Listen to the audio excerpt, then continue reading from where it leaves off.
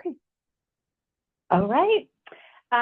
Good morning, everyone. It is 9:07 a.m. on Wednesday, April 23rd, and I'm calling this Early Learning Council meeting to order. Gabby, can you kick us off with calling of the roll? Yes. Chair Miller is excused today. Katie Brooks. I'm here. Great. Peter Buckley. Here. Elizabeth Farrar Campbell. Here. Eric Hunter. I'm here. Great. Robin Hill Dunbar. Here. Dr. Peg Miller. Here. Subin O. Here. Ruby Ramirez. Here. And Marie Simons will be joining shortly, so we'll mark her as absent when she's able to join, or mark her as present when she's able to join. Perfect. All right, first order of business is a welcome to our newest member, Eric Hunter, who's the president and CEO of CARE Oregon. Since he's new to the council, I wondered maybe if we could start with you, Eric, with just a quick introduction, a little bit of background on what brings you to this work, and then maybe quick introductions from the rest of the council members.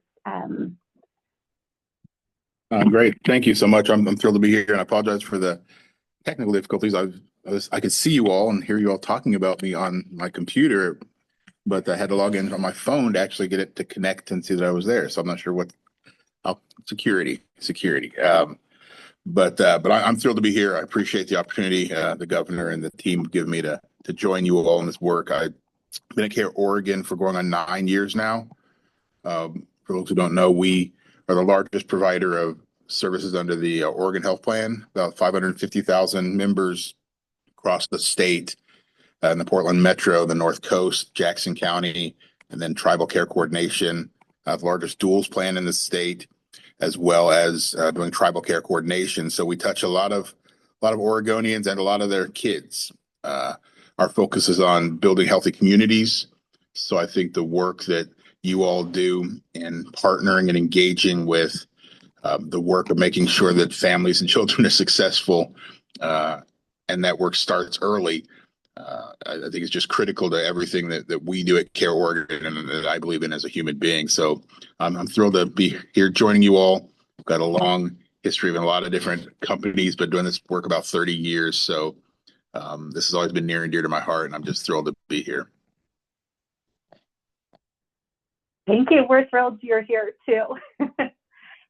Ruby, do you want to go next with a quick introduction and then just pass it on to the next council member you see on your screen? Sure. Good morning, Eric. Nice to meet you. My name is Ruby Ramirez. I use she, her pronouns.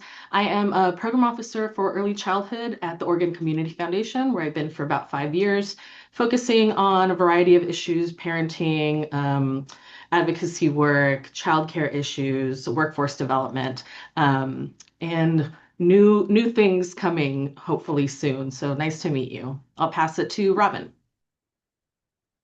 Good morning, Eric. It's nice to meet you. My name is Robin Hill Dunbar. I'm at the Ford Family Foundation. We are based in Roseburg, Oregon. We serve rural and frontier Oregon. And we focus on a variety of things, but especially children, youth, and their families in our community that wraps around them and all of the things that kids need to thrive and families need to thrive. And I will pass it over to Subin. Hi, Eric. I'm Subin.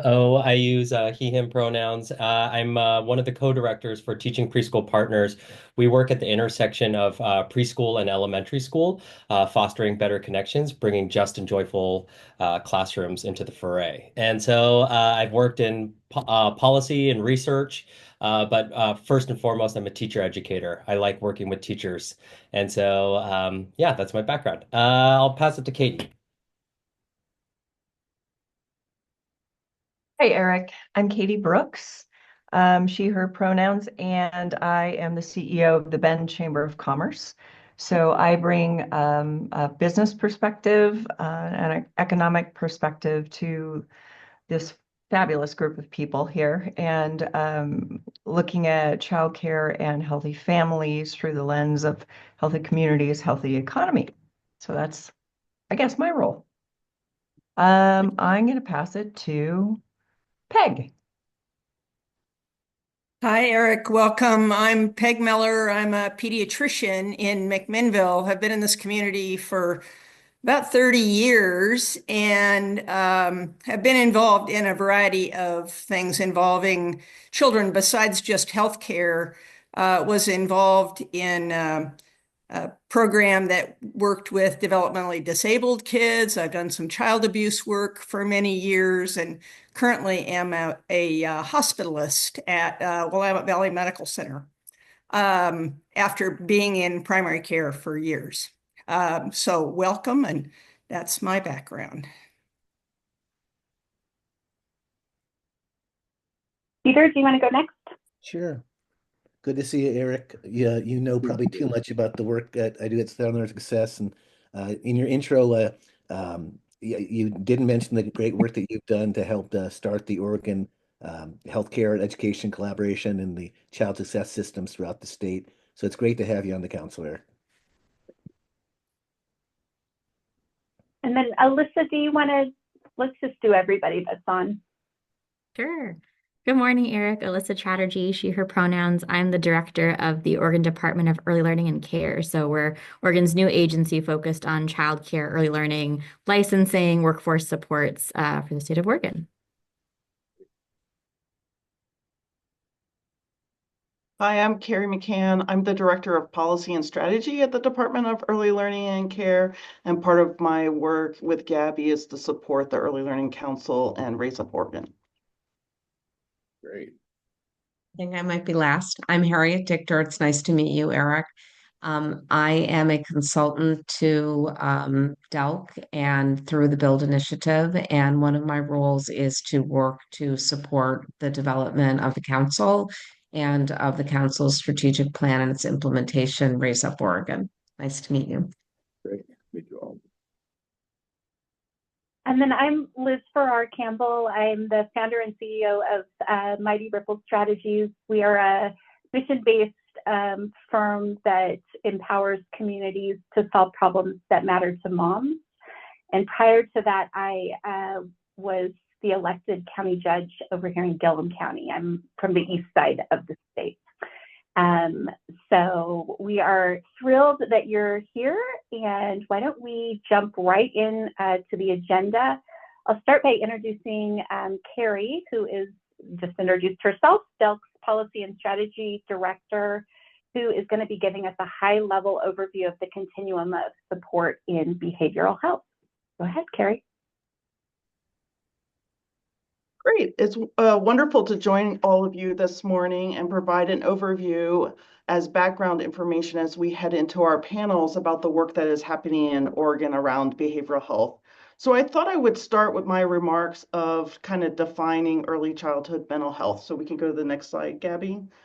There's kind of three ways that we think about early childhood mental health. One is about children being able to experience, express, and regulate their emotions, being able to form close and secure relationships, and explore their environment and learn. It is synonymous with the term social emotional health and well-being. So I think depending on which part of the field you're in, which sector you're interacting with, you might hear about social emotional development, health, well-being, or early childhood mental health. Early childhood mental health expresses itself through children being curious, persistence, having trust and self-confidence, motivation, all the kinds of characteristics that we see that we think support learning and overall success over their lifetime. In the next slide, you see what I wanted to really emphasize for all of us is that this really children develop in their relationships with their primary caregivers, right? And it's within their culture and community. So a baby's mental health is dependent on the mental health and well-being of their primary caregivers and their community, and that we have to be aware that there are cross-cultural differences in how children express and interpret emotions. And so part of our wonderful world here is to how to learn that and experience that how children let us know that they're angry or happy or joyful or have shame may look differently depending on their culture and community.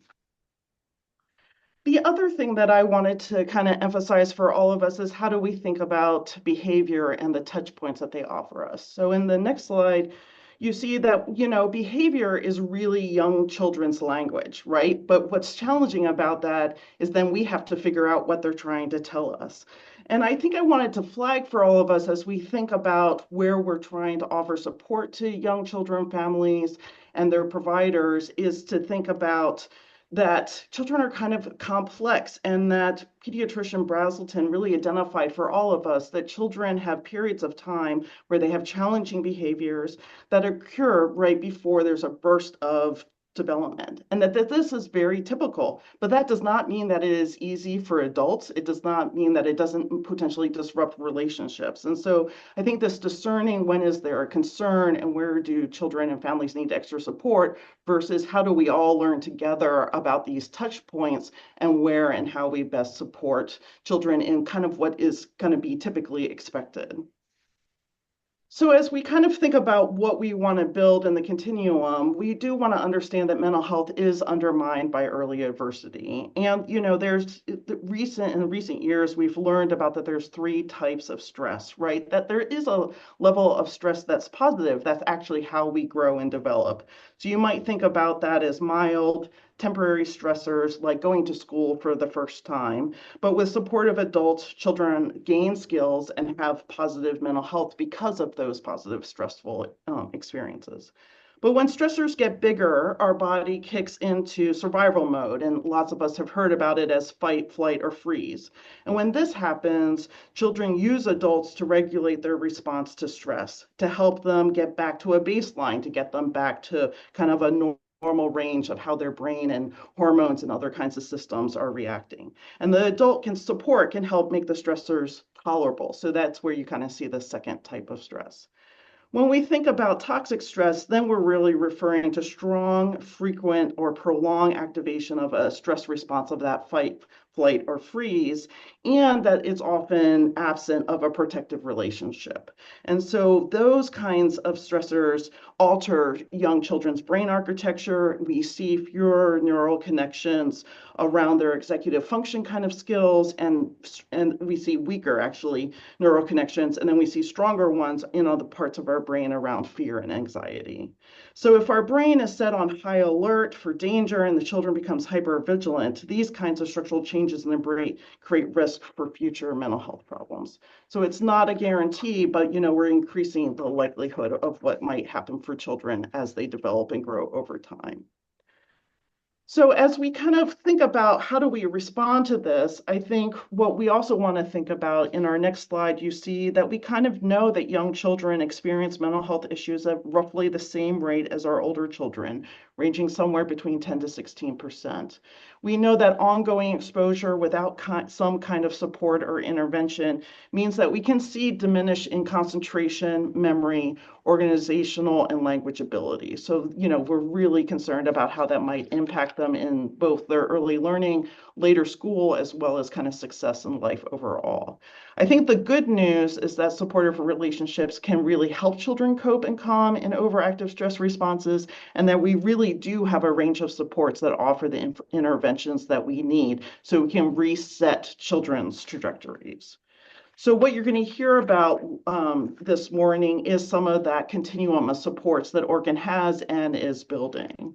So if we go to the next slide, Gabby, let's kind of explore that continuum of supports. So my next slide kind of starts, I took a segment from a graphic from the Institute of Medicine Committee on Prevention of Mental Disorders, Substance Abuse Among Children, Youth, and Young Adults. And you can see, I guess you have to, I didn't realize my slide had fancy. So let's do, that's the whole slide. Thank you, Gabby. Nothing like when you don't realize a slide has tricks up its sleeve. So I think what we want to show in this slide is that interventions are available to promote positive mental health in all children and prevent mental health concerns in those that are highest risk. And that what you see here is the continuum of those that are really attending to early relationships and creating safe and nurturing home and school environments for our youngest children. What you see kind of at the bottom, that bottom prevention focused on family adversities, is that we really do have to think about the investments that we're making in adults as part of our promoting children's mental health strategy. So you see things here related to home environment, related to kind of early learning and care and school environments, and then kind of the support to the adults in their lives. So as we think about the continuum, obviously we have promotion and prevention, and that what we're really trying to do is support adult-child relationships, help the adults in children's lives understand their emotional responses, how culture may be reflected in all that, how we can foster their social emotional learning and development, and how can we help all of ourselves distinguish between concerning behaviors versus some of those touch point behaviors that are developmentally appropriate.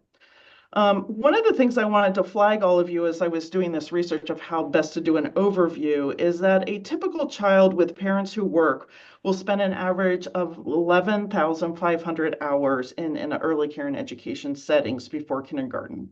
It will take them from kindergarten to ninth grade to accumulate that much time in a learning environment again. And this is our period of prime brain building years. So if the nurturing is consistent enough, the relationships are strong, the environment is appropriately stimulating, then we are really looking at more than 11,000 hours of intensive support for brain development and positive mental health. If we can ensure the quality of care for all kids, then we're ensuring one form of a very widespread mental health promotion. And we'll start to see a difference in the mental health in the K-12 system. So I think what you're going to hear from John Reeves' panel is kind of that work in the early care and education space of what's the opportunity and where are we trying to support that quality and the opportunity to focus specifically on social emotional development. We also see these kinds of long-term impacts on mental health in home visiting as well as parenting education. And then kind of on the other side of the continuum is kind of the interventions that we want to have in early childhood mental health. And we often, by definition, really think about that as diagnosis, assessment, and treatment. And what we wanted everyone to really have cognizant is for those things to happen, it has to include their caregivers. There is nothing in the space of children birth to age 5 where we're separating children from their adults. And I think you'll probably hear about both the successes Oregon has had, but challenges across the country of how do you offer assessment and treatment to a dyadic relationship of a baby or a young child with one of their primary caregivers. The good news is we have specific tools and treatments that do exist for this population that is tailored to them and evidence-based. And that what we really need is providers with specialized training and a deep understanding of human development so that they can accurately assess and treat young children. I think often in trying to problem solve, we see people who work with older children be asked to work in this space. And I think the problem there is, do they have the training and the knowledge of kind of social emotional development to be able to do that work? So what I wanted to leave you with in my last kind of 2 remarks for everyone is one is on the science of child development and just kind of the 5 big takeaways that I want us to hold together. Nurturing caregiving supports brain development and is the foundation for mental health. Chronic adversity creates vulnerability. Improving mental health involves enhancing the quality of a child's environment and relationships. There are evidence-based interventions across our service sectors, and the earlier the intervention, the more cost-effective and efficient it is. And then the last thing I just wanted to do was just connect us with Raise Up Oregon. And I know that as a council, we looked in detail at all the objectives and strategies that exist in Raise Up Oregon around social emotional development and early childhood mental health. If you wanted to go to the next slide, Gabby.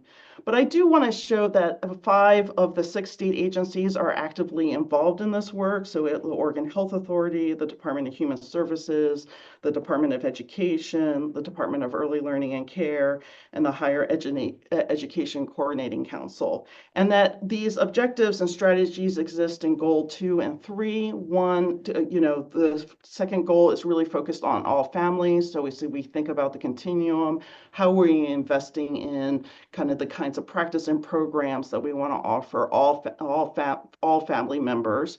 And so kind of thinking about that, addressing the adversities that adults face.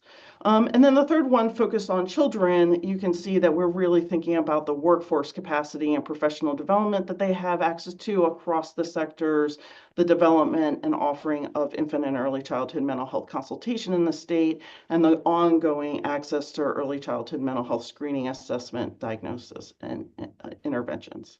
So that's where I'm going to end us, because I think John and Chelsea Holcomb both have fantastic panels for us to learn more about the work that is going on in Oregon. So let me pause there, Liz, and see how we're doing on time. And if we should go right into the council, because I also see that Subin has his hand raised.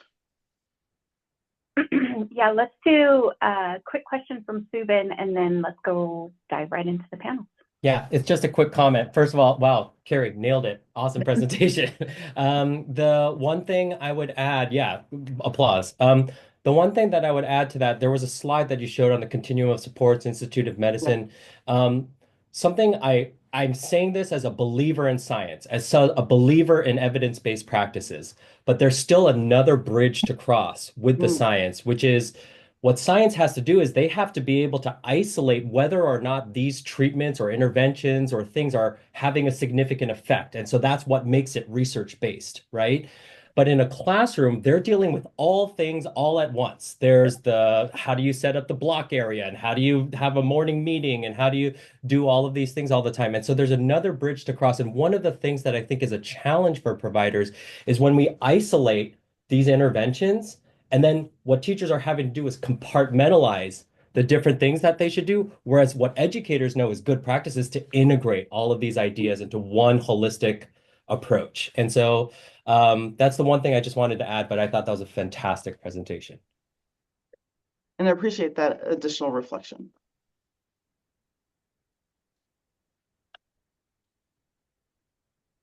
All right, I think we'll jump into the first panel. And Carrie, are you introducing this panel, or am I? I think either one of us can do that.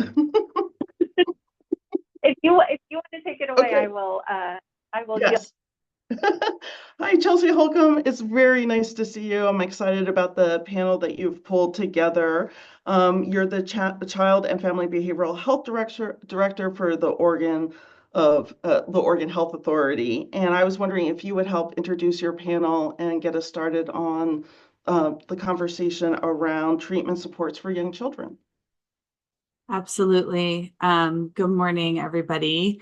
I thought that presentation was amazing, Carrie. I was like, there's a whole bunch of things I was going to say, and now I don't have to say them, which will give you all more time with our wonderful panelists because you covered it very well. So at the Oregon Health Authority, we do have a position specific to early childhood, only one, but she is amazing, and I believe she's listening in, Amy Chandler. So I just wanted to give her a shout out because she really does most of the work and keeps elevating and amplifying the need of everything Carrie just said, of making sure that young children and their families are our focus for prevention. So at the Oregon Health Authority, we get the pleasure of trying to do exactly what Carrie was talking about, is trying to bring the training and expertise of these models specifically for children and families. And so a lot of the investment that we have at the state level is helping to build that workforce. Everything from certifications. We work with Portland State University to have specific certification training, and then evidence-based practice models. I also get the benefit of traveling to see innovative work that's happening across the state for early childhood. And so I think when we are thinking about what we could bring to the council to illustrate the great work that is happening, knowing all of the challenges of workforce and all the things that the council is intimately knowledgeable about. These two folks stood out to me. So we have Kristen, who's from Treehouse Therapies, and man, if you ever get a chance to tour their program, it just will stick with you forever, and trying to figure out how we can have more Treehouse Therapies all over the state. And so I will let her talk more about her role and the amazing work they're doing. And then Alejandra helps us spread PCIT, parent-child interaction therapy, across the state. And Oregon's actually known nationally and internationally for how much we have invested and nurtured that model across the state of Oregon, and included have worked with Warm Springs to figure out adaptations or additional training around the culturally responsive pieces. And during the pandemic, pivoted amazingly to keep that model alive and adaptive, and has learned so much through the data that we collect with our programs across the state. So again, I think, Carrie, you did a great job of looking at the continuum. I also gave some data for the council to look through, of looking at what is from a claims data perspective. And some other data that you have as a resource that was attached. So I didn't do necessarily questions. I just want to give a lot of time and space for you two to talk about the work that you do. So I'm thinking, I think we start with you, Kristen, of just introducing us to Treehouse Therapies and the amazing work that you all are doing. Oh, thank you. It is a pleasure and an honor to be with all of you today. Thank you, Chelsea, for giving me this opportunity. So I am Kristen Eby. I'm actually a pediatric physical therapist, but I am the founder and executive director of Treehouse Therapies. Treehouse Therapies provides physical therapy, occupational therapy, and behavioral health services.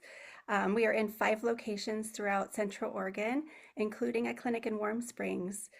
Treehouse Therapies opened in 2013. And initially we were just PT and OT pretty much. And from day one, we were inundated with referrals for children for occupational therapy with behavioral concerns. And pretty much since day one, we've had a wait list, mostly for this need. We definitely address this need. And I don't know if all of you, how familiar you are with occupational therapy and how it relates to behavioral health. And so that's part of my presentation today, because I think that's number one and really important to know. When I look at the data on behavioral health and especially early intervention, for children and what's being done in the state, I just wonder if those numbers do include the referrals that we're getting for occupational therapy for behavioral concerns. So I think that's an important aspect to make sure that is included in those numbers, because they are great. And now we do have behavioral health added to our clinic because this was such a significant need. In 2018, we brought on behavioral health. Our occupational therapists are phenomenal. They are highly trained in human development. And occupational therapy has its roots in behavioral health.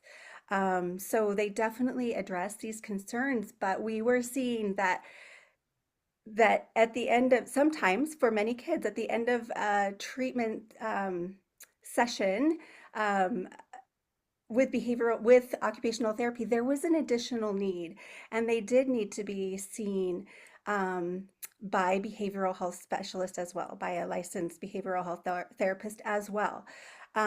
So we definitely saw the need to add behavioral health to what we offer, and we've really seen the need for behavioral health therapists and occupational therapists to work together.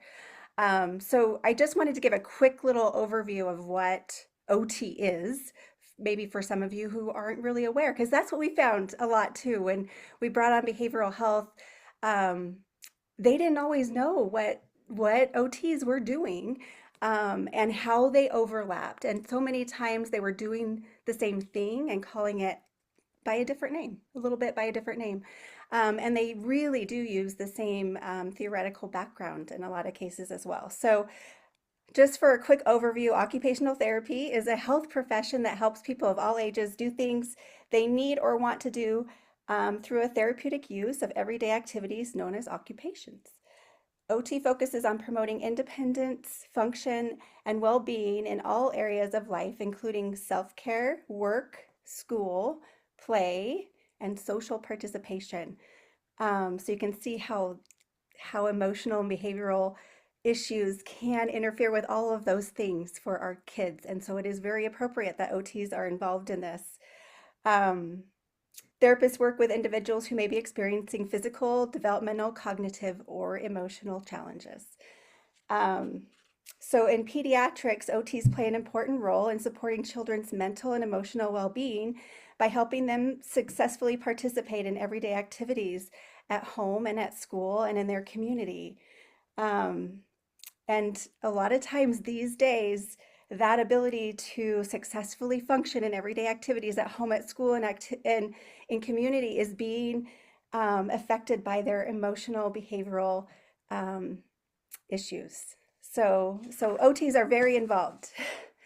And the biggest thing is, one of the bigger things I think that most of you recognize with OT is that they support sensory processing and sensory regulation.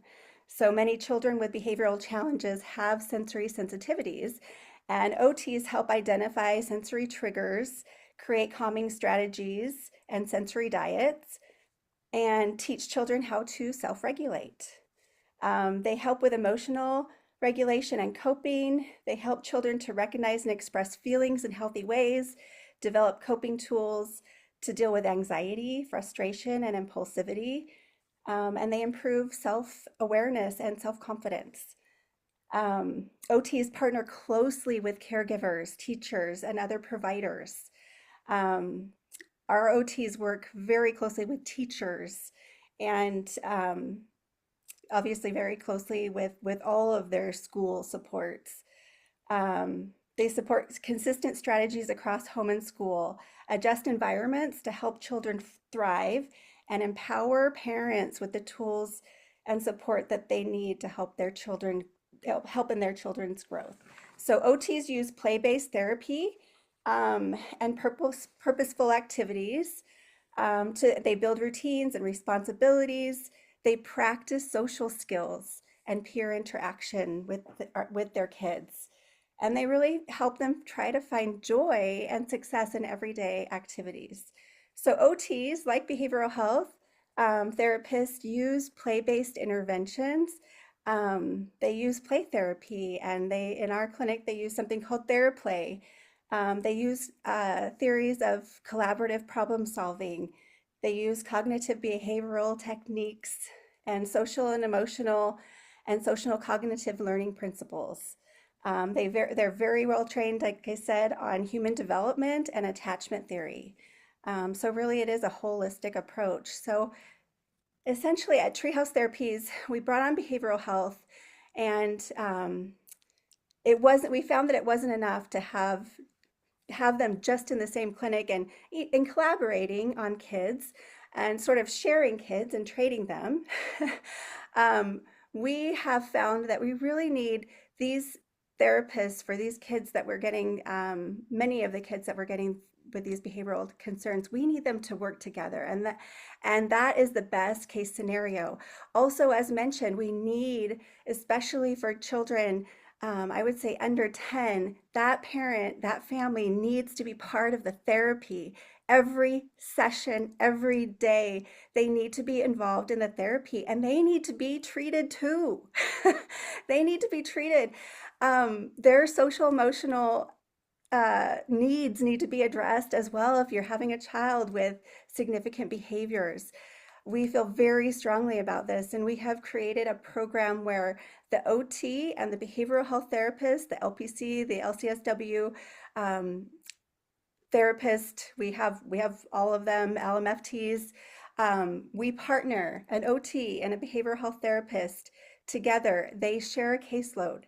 They see the child and the parent, the family together. That family always has to come. It's a program that we call Aspen. And so we have the one therapist might be with the parent, and the other therapist will be with the child. There's a room where they can see through the window what the therapist is doing, who's with the child, and they can talk through the goals and the plan, and again, really work closely with that parent. So what this program does is it allows the therapists, the two therapists that are sharing this caseload of kids being referred for these behaviors, to really work together and to develop a plan that is in the best interest of the child and the family. So sometimes the two therapists will co-treat together and the parent will be in the room working with them that way, or they'll switch. One therapist will be with the child and one therapist will be with the parent.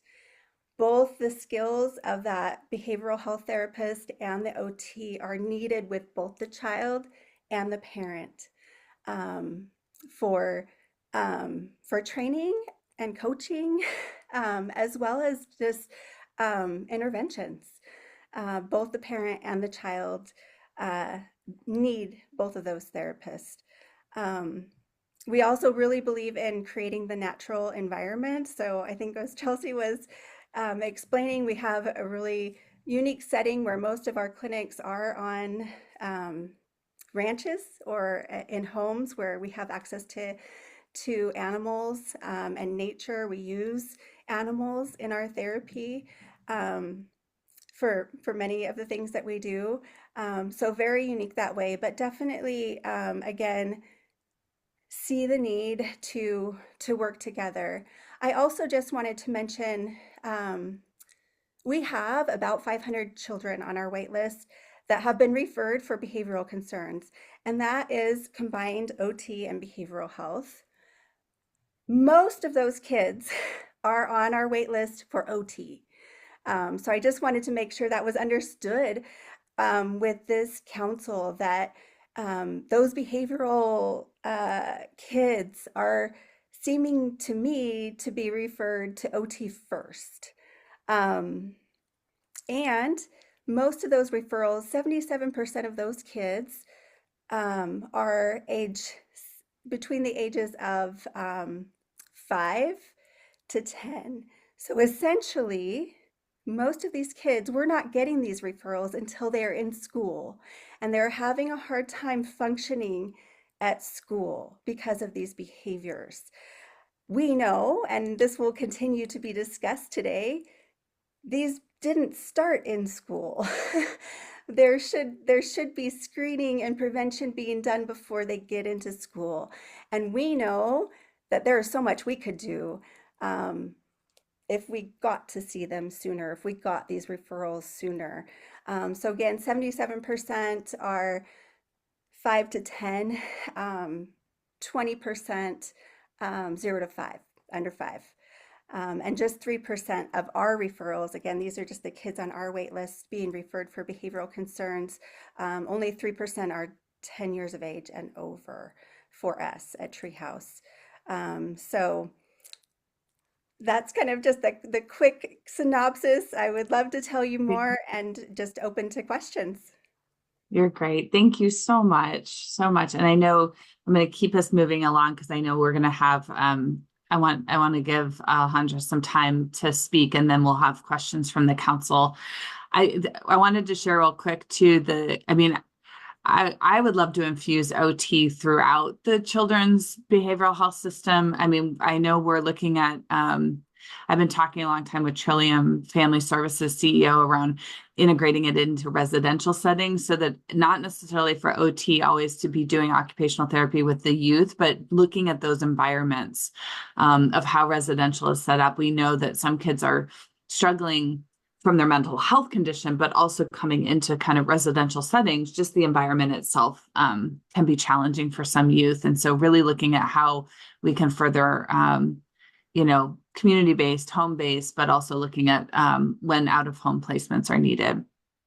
The other quick thing I'll say, and then I promise I'll turn it over, is when I was working at Albertina Care Centers, we had occupational therapy for a period of time and developmental pediatricians.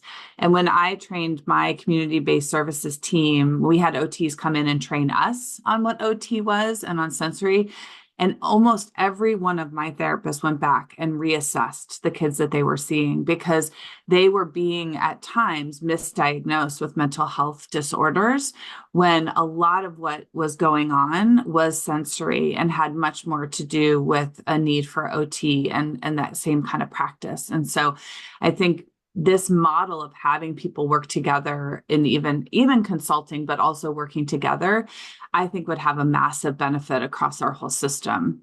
So I will stop there. Alejandra, I want to have you talk about some of the work we're doing in PCIT is so important and also has that parent-child component of how the model works. So I'll stop there and let you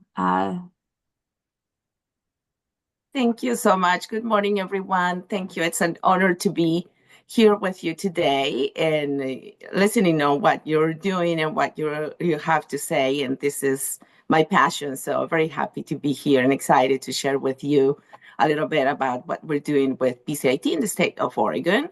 And like Chelsea said earlier, Oregon has been a leader in statewide dissemination of PCIT. We have collaborated with other states in guiding them in how to do statewide dissemination. And we also have the largest PCIT database in the world because we have been collecting data for over 20 years. So that database has been analyzed by a collaboration with West Virginia University. And we have great results that show that not only those who graduate from PCIT have great improvement, but also those who complete at least 4 sessions have great improvement and benefits from those 4 sessions of therapy. So I'm going to start by defining PCIT the way PCIT International defines it. PCIT is an evidence-based behavior parent training treatment for young children with behavioral and emotional disorders that places emphasis on improving the quality of the parent-child relationship and changing the parent-child interaction patterns. Children and their caregivers are seen together in PCIT. It is one of the most prominent evidence-based practices and empirically supported treatment worldwide for young children with disruptive behavior and emotional problems. So in the definition, we have 2 of the key principles of PCIT.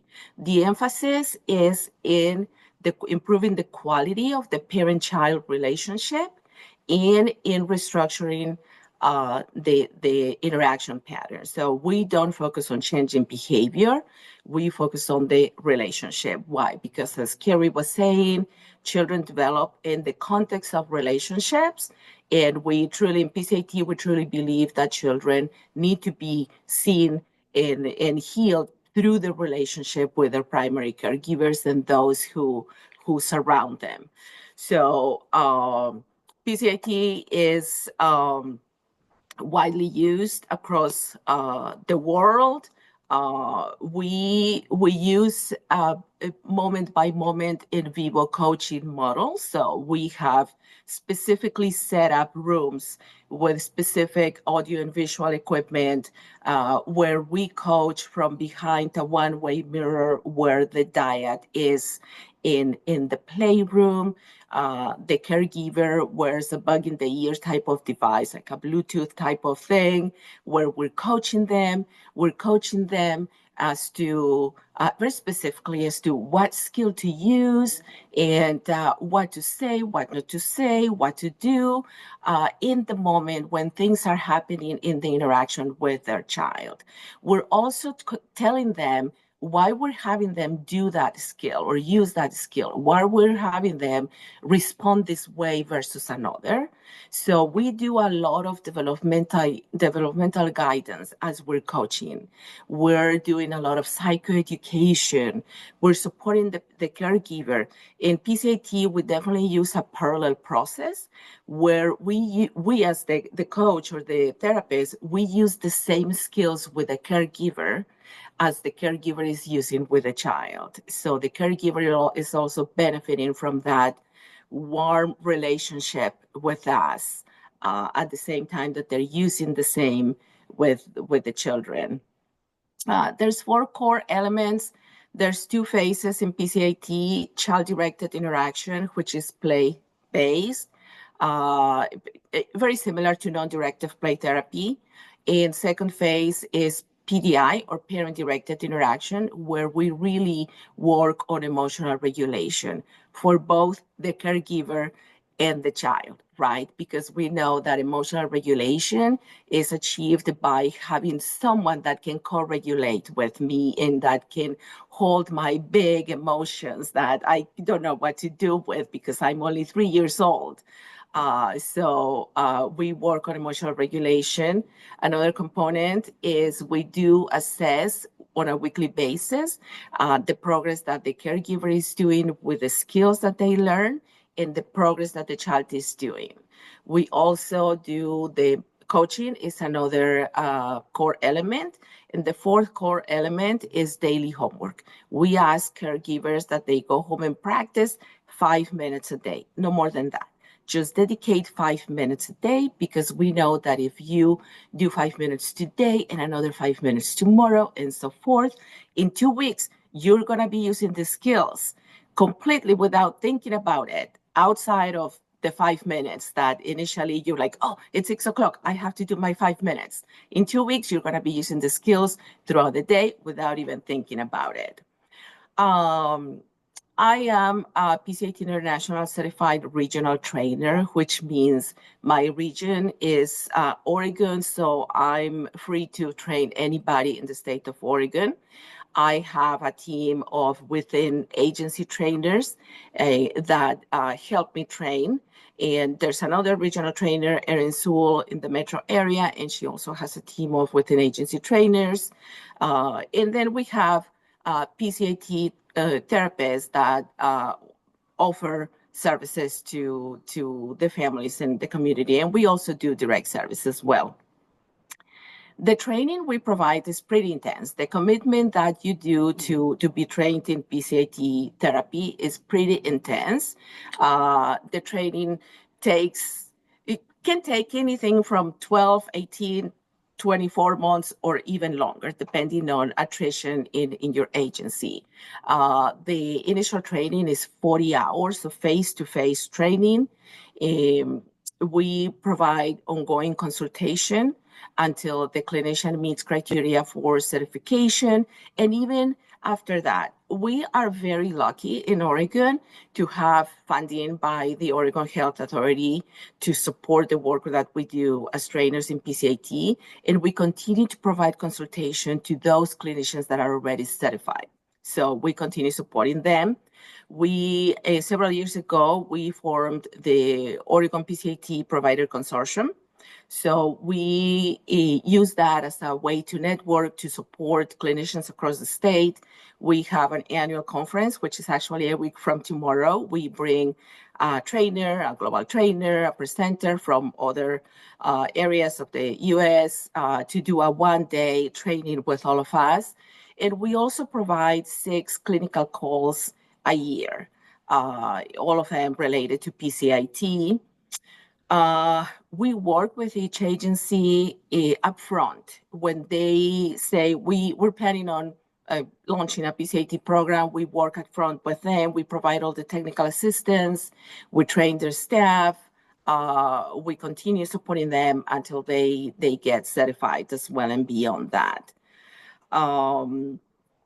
We do get a lot of referrals. PCIT is in high demand. We get a lot of referrals. We do have adaptations for PCIT toddlers, for children 12 to 24 months old. And even younger or a little older, we adapt the age developmentally. We also have an adaptation for trauma-directed interaction. And we have an adaptation that is in research for older children, like 7 to 9, 7, 10. We are in high demand. Many clinics have long wait lists. We have a local clinic here that has a wait list for PCIT 8 to 12 months. Jackson County Mental Health doesn't have a wait list, but we're constantly adding, our caseloads are like growing constantly because of that. We coordinate services with any provider that is also working with the child and the family. We do work very closely with teachers, with physicians, with childcare providers, with occupational therapists, speech therapists, physical therapists, anybody that is working with a child, because we want to make sure that we all are working towards the same goals of helping this family do the best they can, working with the parents, with the caregivers. It doesn't have to be the biological parents, of course. We do a lot of trainings for schools, and we can train the teachers assistants. We have trained the entire staff in schools on the basic skills of PCIT, so that at least the children have a common language that they hear on a daily basis. There's also an adaptation of PCIT for schools, teacher-child interaction training. And there's also CARE, which is child-adult relationship enhancement, which is based on PCIT, and that has been used very successfully with children preschool through 18, through high school. So I don't know how much time I have, more time I have, but in a nutshell, that's what we have. What I would love to see beyond this is to see that PCIT is also seen as a preventative program, because in mental health, PCIT is an intervention, it's treatment. But when we have young children who are struggling at school, at daycare, at home, whose caregivers don't know what to do, but the behaviors don't rise to the level of a diagnosis, that child is going to fall through the cracks. They do not qualify for services. They could benefit from PCIT, but we cannot serve them through PCIT. We see that very often, especially in the recent years. We see that a lot with children on the autism spectrum. Many times they don't meet criteria for any other diagnosis. If they do, we can provide services. If they don't, we can't. However, we have a lot of evidence that shows that PCIT is very effective with children on the spectrum, and it gives the caregivers great skills to be able to work with their child. And many times it's really sad and frustrating that we just can't serve those families that we know that they will come back later with bigger problems, and maybe at a time that it's too late for PCIT. So I would love to see PCIT be seen as a preventative and be funded as well as a preventative program. Thank you so much. You did such a good job. There is so much. I think both of these speakers could, take up the whole time that we have, of course, as could I. So I thank you both for trying to smush all of the information into a brief overview. But we do want to spend a lot of the time really with the council if there are questions and for our guests. And of course, I'm happy to answer additional questions of the work that the Oregon Health Authority is doing as well. Peter, go ahead. Well, thank you. Very, very informative presentations. It's just great information to have. Alejandro, you mentioned that there's evidence that shows even 4 sessions can make a difference. How long is a session with a parent and child? Yeah, thank you for the question. A session is about 50 to 60 minutes. Okay. So we initially do a mental health assessment and treatment planning, and then the PCIT sessions start with a pre-treatment play observation where we obtain a baseline of the interaction and the relationship between the child and the parent. Then we do a didactic session with the caregiver where we teach them all the skills, we role play, we show how we're going to be using the skills, and then we start the coaching with the child and the caregiver. So what the study showed was that if families completed at least those 2 initial sessions and at least 2 of the coaching sessions, so 4 in total, they showed significant improvement. The effect size was, I believe, about 70%. I believe I sent the slide, the graphic. It was about 70%, which is very close to what is considered a large effect size. Yes, thank you. Yeah. And Kristen, real quick, if I could just ask, do you take OHP as well as commercial insurance, or how does your Yes. business model work? Oh, yes. I should have said we are a nonprofit pediatric therapy clinic, and we are over 60% OHP. Great, thanks. Yes. We have a mission to treat all kids based on their needs, not based on insurance or financial limitations. Subin. I think this question is for Alejandra, but could be for you as well, Kristen. I'm very curious about play. It's something that I think I've been working on a lot, not just in the preschool space, but in the elementary space, on understanding the value of play, what is the research behind it, and the benefits, and how it can be done. I'm not as familiar as play as an intervention or a therapy, right? And so I'm wondering, are there different age groups, and how does play-based interventions differ depending on, infant, toddler, preschool, elementary aged kids? What does it look like, and does it look differently as the kids get older? Yeah, so that's a great question. Yes, so we definitely use play because that is kind of the language of a young child, right? That's what they do, that's how they learn, that's how they communicate, that's how they process things. And we use play as a way to help the caregiver interact more with the child. Oftentimes we see caregivers that don't know how to play with a child, that don't spend time playing with the child. They see the child playing, and they watch the child and make sure the child is safe, but they don't do the play with the child. So, for instance, in PCIT toddlers, we use specific toys that are appropriate for that developmental stage. We use specific language that is appropriate for that developmental stage. The skills are tailored. The way the caregiver uses the skills are tailored to that developmental stage and what their developmental needs and tasks are. And the same for older children. So play is used as the way to interact with the child, to enhance the relationship, to get to know each other, to communicate, to establish trust and improve attachment. Is basically just the way that a young child would naturally communicate. So we teach the caregiver how to engage in that. I don't know if that answers your question. If you have other questions, yeah. Mm-hmm. This is where you would just love coming to our clinics. They are set up with play in mind.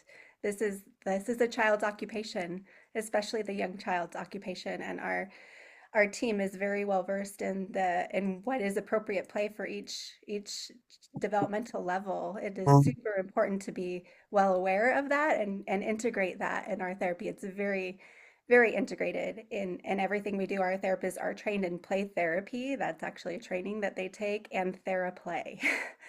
And parents need to also understand and be trained and coached in appropriate play and engage in that play and have fun with that play. Again, that's a huge part of a child's occupation. So it's super important in everything that we do. Peg. Thanks so much. You guys were just spot on with involving both parents and kids, and kind of the continuum between mental health and sensory issues, and involving more than one therapy modality in treating kids. The thing that's frustrating to me is that both of you talked about long waiting lists. And both of you talked about, and I'm curious about why you think that is. Is it a lack of workforce? Is it because, as Alejandra kind of hit on, that sometimes it's difficult to get very young kids a diagnosis. And so maybe they're not eligible for coverage for their needs. I'm curious about that because we know the screening is being done or should be being done. There's been CCO metrics about screening for social emotional health issues. I think I agree with you. It'd be great to have that early relational health be a prevention sort of thing. But anyway, if you could comment about that, that'd be great. I would love to jump in on that. Yes, there is a workforce issue, especially with therapists being trained to work with young children, right? It is hard, and so we found that we need to train them. And I didn't say that part of this model that we're using, our Aspen program, it does incorporate the use of a QMHA, and part of that is we need them. We have them to go into the home after and follow up with what the therapist has been training the parent in the clinic. We train them to go in the home, but also part of that is very strategic as well. It's a win-win because then we're training up people to go into the therapy fields and become therapists.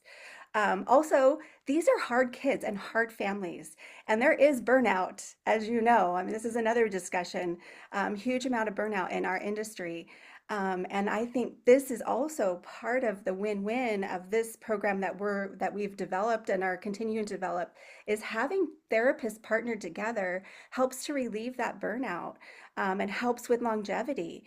I mean, you feel so sometimes isolated as therapists with the whole burden of the whole family on your shoulders. And this model where they're together relieves some of that responsibility, and it creates an opportunity for therapists to work out their frustrations together and put two beautiful minds together to problem solve. And I really do believe that it will help with burnout and longevity of providers in our field. I had another point, but now I forget it. But yes, the wait list. Why the wait list? I do think some of it is we were just inundated right after COVID. We had a wait list before COVID though. We did. And there's so many theories about there, but I do think also it's blown up with the use of screens and with COVID. And we have just been inundated with this huge need among our kids and our families for these supports. We can't keep up with it. We're trying. And part of this too, our program, I should say, and then this was developed so that we could be more efficient in our services too, so that we could get kids through more efficiently, so that we could see more of these kids so they wouldn't be waiting there. So again, this I should say too, this program that we've developed is an intensive program of trying to get them through and supported and ready to go out in home and community within 3 to 6 months. So versus, we were seeing kids for a year or more in our programs. So we're trying. I just want to say that from a mental health perspective and PCIT perspective, we did lose a significant number of PCIT trained and certified clinicians through the pandemic because the pandemic took a toll on all of us and burnout and whatnot. So they moved on to other jobs and whatnot. The other issue that I see is that surprisingly, there's still a lot of misinformation or lack of information, I should say, about infant and early childhood mental health. So we still see providers that don't know that we can see infants and toddlers in mental health, that we can assess and diagnose accurately and provide services, and that we have developmentally appropriate services for them.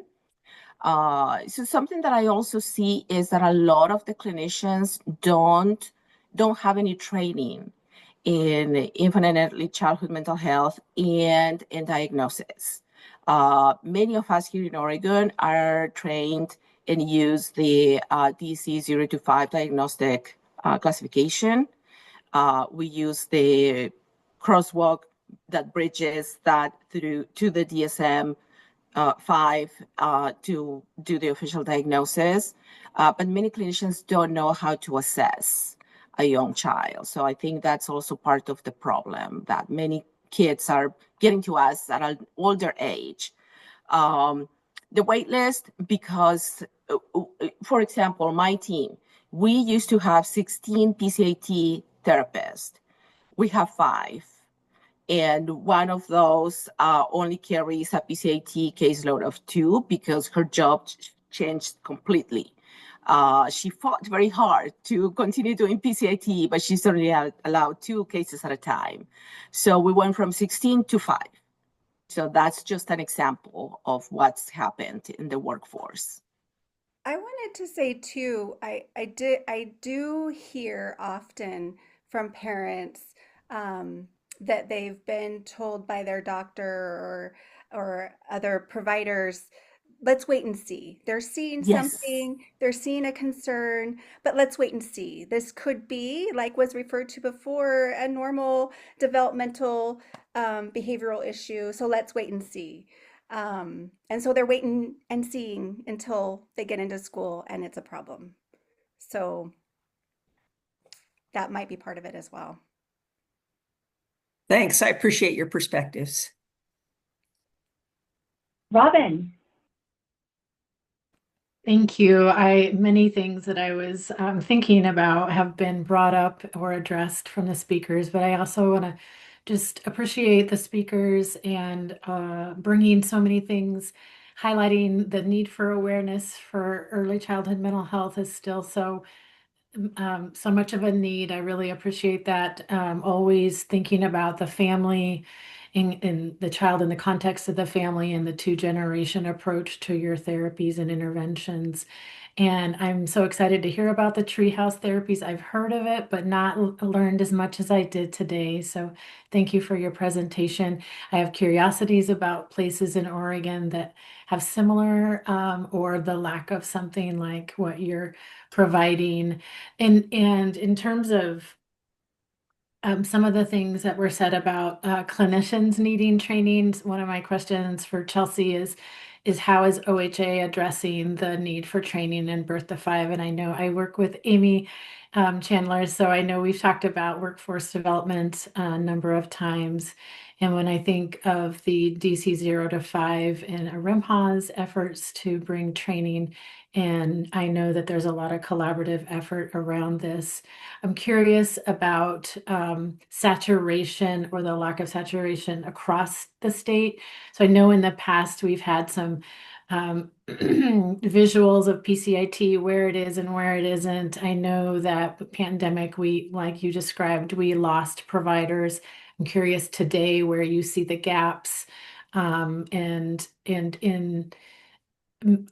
I spent time on the materials that you shared, Chelsea, and I was curious about the Oregon funnel slide. I imagine we're out of time, and yet I wanted to understand it better. I was like, oh, we're going to get to hear about that. So because PACIT is one of many types of interventions, I was curious about how you see all of them working together or how you're using the variety of interventions to meet the needs of families. I appreciate that the wellness of the workforce has been brought up, because our wellness of our families, wellness of the workforce, all of that affects the child's healthy development. And so to pay attention to that is really important.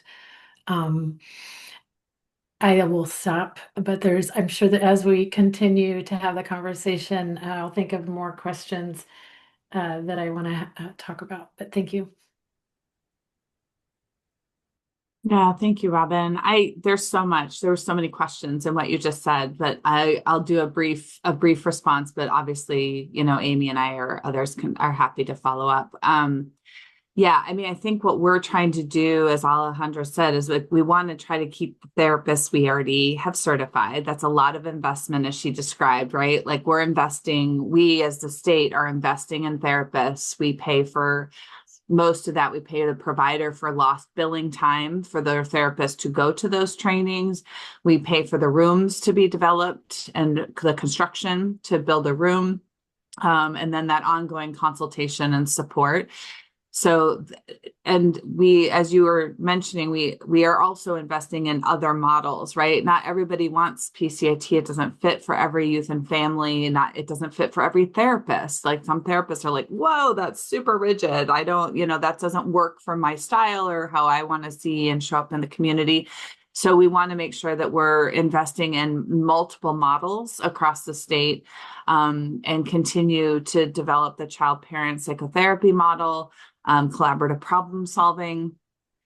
We have recently invested in the nurtured heart approach, which I'm a huge fan of. And a lot of these approaches don't always require a diagnosis either. So to Alejandra's point, like nurtured heart approach is, a school model, really. It can be a model of anywhere. So trying to get some of these trainings out there that don't require diagnosis, don't require a master's level therapist to do the models, because as we're hearing, our workforce is shrinking and becoming much more precious. And so as Kristen said, like using folks that are coming up into the field of making sure that we're investing in models that they can do with or without a therapist present is really important. And models that teachers can do, or teachers' aides, folks that are in developmental disability services. So really trying to get that almost like a continuum of models that folks can get trained in so that we're increasing everybody's tool belt.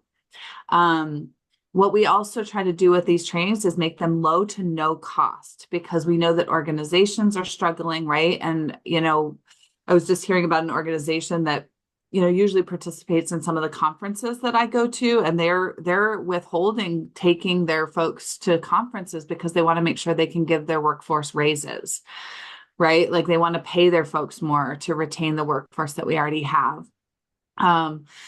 The other piece that happens is we lose, if an organization invests in PCIT, just keeping it to where Alejandra is saying, so maybe they've built a room, right? And they've built up a therapist and they've invested in this model, and that therapist leaves their organization, they lose their PCIT program.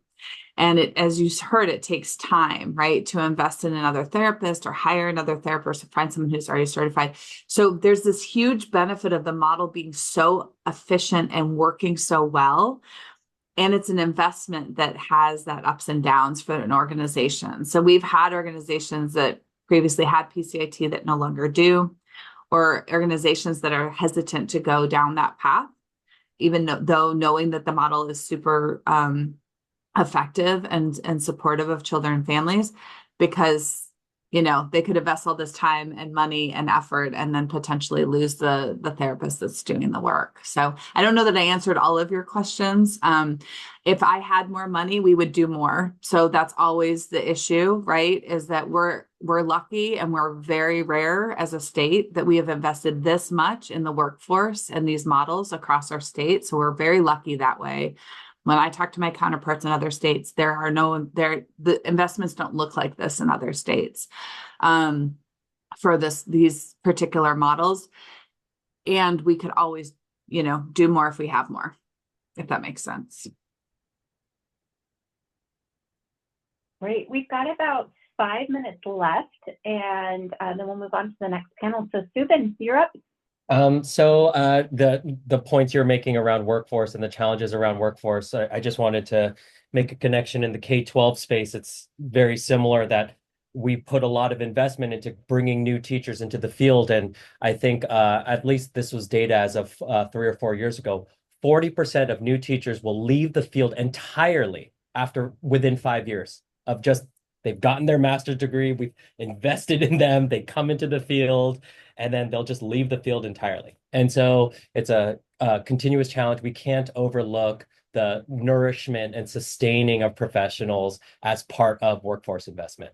The other comment that I just wanted to make is, and this is going to segue nicely into the next part of our presentation, is John is leading an initiative called Every Child Belongs, and there's a graphic that he shared with us that shows a triangle, the pyramid, right? And at the top of the pyramid, these tier 3 interventions, it's one of the places where we know as a state we need more investment, more support, and so what I'm wondering around is, can we draw connections and dots between the types of ideas that were shared today and what is going on in that program? And I know one of the benefits, one of the reasons why I think Oregon can be strong in this way is that the way we're addressing this is through regional service providers. So we can localize and we can say, hey, in this community, we have Kristen, and in this community, we have Alejandra, and let's bring them in. And so Chelsea and John, I'm sure you've talked about this, but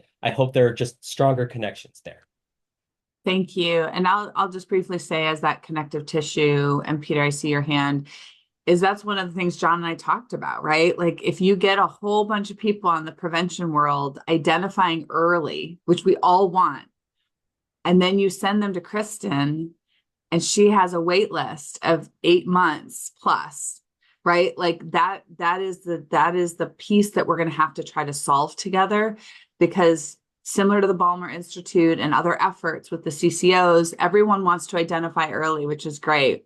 And then if they do need treatment and they are identified needing treatment, our system is not set up to have that that escalated pathway in yet. And I'm going to keep saying yet, because again, we're doing a lot of awesome efforts in this state.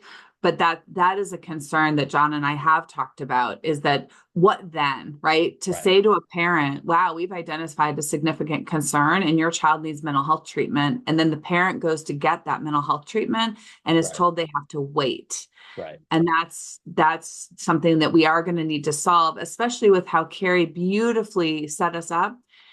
Treatment is not the only intervention for that child at that moment, but that is what parents are told. And so there's so much more that everyone around that child can be doing in the meantime, if they do have to wait, that is successful. So anyway, I know we're getting hard on time. I'll just quickly add that I think the identification helps us in the advocacy space, right? Because if we know what the gaps are, we can give solid numbers to our, in our advocacy to say, this is the gap, right?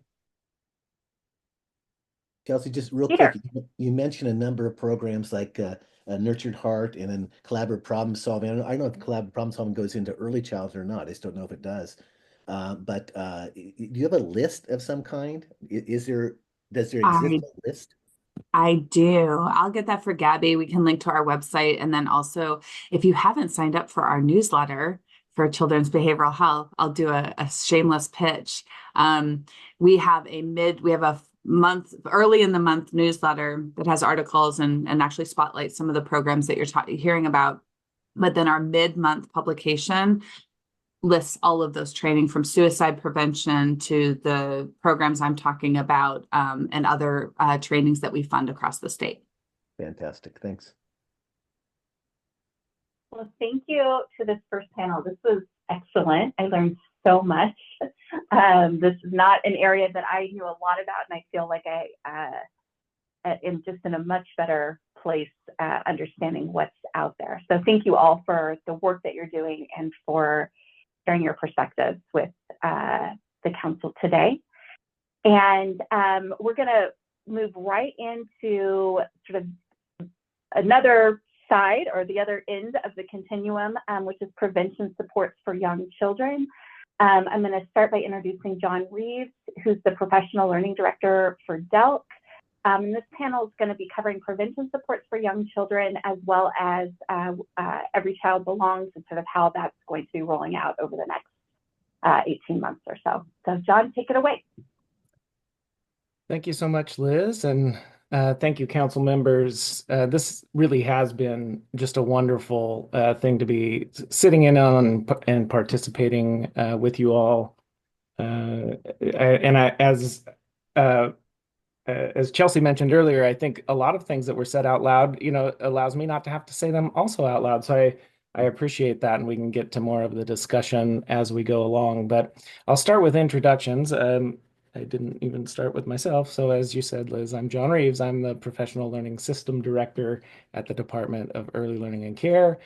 And my pronouns are he, him. And I will, as we go along here, I'll intentionally avoid talking too much about the services that DELC funded to develop and expand the infant and early childhood mental health consultation statewide, because that's a part of what our panel members will be helping us understand. And so Erin Canavy-Winterstrom is the Executive Director of the Oregon Infant Mental Health Association, and will present after me to describe a little bit more in depth information about what we're contracting them to do from DELC's perspective, and also their role within the continuum and their broader work.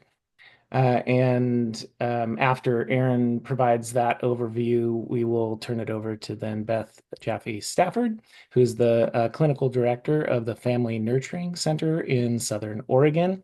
And Beth will be able to describe their work as a new organization that is a regional service provider of infant and early childhood mental health consultation, and also as an organization that provides services throughout the prevention to treatment continuum. So I think this is a really great connection between what the first panel was able to describe and then what we're doing kind of in this prevention world on the DELC side.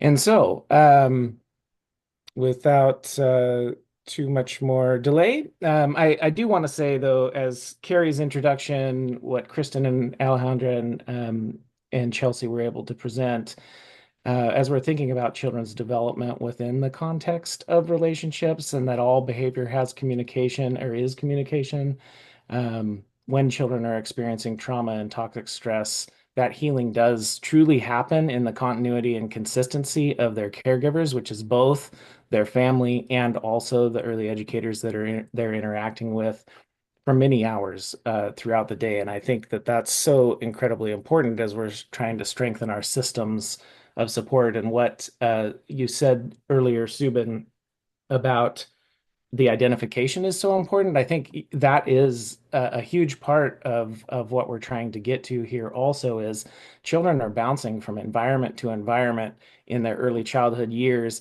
and then they arrive in public school before there's been any sort of full assessment of like what's going on for them and how can we help them. And so the challenging behaviors are more pronounced instead of being, potentially identified and even treated. And I think the other comments around there's so much else that can be done. If we are identifying them, the work can also be done in those environments within those relationships. So really excited about this. And so as DELC is focused on building the support system to truly help early educators to maintain those consistent nurturing environments, we really do want to help them build those strong, enduring relationships with children and families.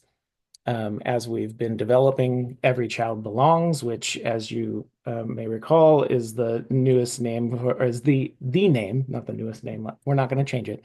Every Child Belongs is the name for the Early Childhood Suspension Expulsion Prevention Program, which was part of the requirements of DELC building an Early Childhood Suspension Expulsion Prevention Program in the House Bill 2166. And so as we've been building those and thinking about the prevention components and focusing and aligning those investments, we really are also thinking about the existing investments in the system, and DELC's contributions to the continuum is really how this Every Child Belongs initiative kind of overarches, bringing those resources that are already funded within communities in training and technical assistance, and adding this new statewide service of infant and early childhood mental health consultation into the mix.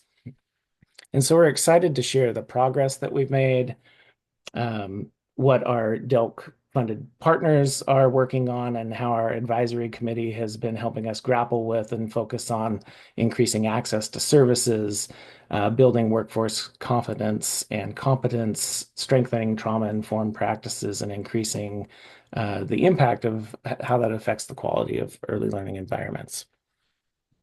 And so as we are providing funding to expand multiple things, one of the areas that we're putting some significant effort in is within the professional development and technical assistance parts of the system. And the first area we have been able to direct some of our existing resources to, or redirect our existing resources to, was increasing access to pyramid model training and training of trainers within the system. And so we have funded training of trainers in both the infant toddler age groups and preschool age pyramid model modules. Those are now available both in English and Spanish throughout the state. And there's trainers in every region in the state now, which is wonderful. I think, we're joining the ranks of the early intervention, early childhood special ed folks who were probably the primary trainers of pyramid model over the last several years. But now we have, community organizations, childcare resource and referrals, culturally specific community-based organizations, all now newly trained as trainers and beginning to provide pyramid model training in communities, which is drastically increasing our capacity out in communities. DELC has also been able to fund the revision and translation of the materials in pyramid model. So these are the national modules, but we're funding the translation of the modules into Russian and Vietnamese. And then our partners at Preschool for All are contributing to funding the translation into 3 additional languages, which is wonderful as we think about all the different trainers that are out in communities working directly with early educators. Oregon Department of Education and our department there has been a critical partner with DELC in this prevention part of the continuum as we think about inclusion and strengthening how communities are working within initiatives to place children in childcare opportunities within their communities. And so the capacity that they've been building is they've been able to fund Oregon State University's Early Learning System Initiative, which we affectionately call ELSI. Sounds like a person's name, but they were able to fund inclusion experts within the Hallie Ford Center and build upon what DELC had funded within that organization to bring more inclusion supports out to communities through that team. And that funding actually that ODE was able to contribute was federal funding that had an expiration. And so that ended in September of 2024. DELC was able to redirect some of our early learning account funding to support and kind of bridge between October of 24 to June of this year. And then DELC and ODE have been working to identify additional funding for this coming biennium. And so as we look towards the legislative session here, and if our budget's approved, we will be jointly funding the project between ODE and DELC. ODE was able to find some additional funding, and then DELC is also contributing essentially now as the primary funder of the services of that inclusion initiative through ELSI. And so what we're excited about is that stabilizes their services, will continue the work that they're doing. It will not allow them to expand services because it's actually a bit of a reduction to the amount of funding that ELSI had to do this over this current biennium. But the fact that the work is being sustained and we're not having to cut it is incredibly important. And so we're also building some other professional development opportunities that will start to become available here as we move into this next biennium. DELC has an executed agreement with Trauma Informed Oregon, who's developing an 8-hour training on the foundations of trauma informed care, which will be available in 6 languages. The training content will be collaboratively developed by a biliterate work group, ensuring cultural and linguistic relevance. These educators will actually be helping guide the creation of that culturally specific content. We're also engaging contractors to focus on developing 5 new 1-hour virtual trainings that'll be Their evidence-based behavior supports working on the de-escalation cycle for young children, really thinking about how we preventatively work to support children as behaviors are escalating in the classroom. How do we support the educators to work through those situations and not have to seek other interventions if they can, do that work on their own. And each of those 1 hour virtual opportunities build upon each other. They're also creating 4 1 hour modules on relational connections with families, because that part is so incredibly important. Really thinking about how we can focus on partnering with families and also having difficult conversations and thinking about how we support each other in those times when we're identifying that children may need additional support. There are 2 asynchronous anti-bias and culturally responsive teaching trainings that will launch in this next quarter, and then we're building a training of trainers opportunity in anti-bias practices by the end of the year. And so those things are on the horizon.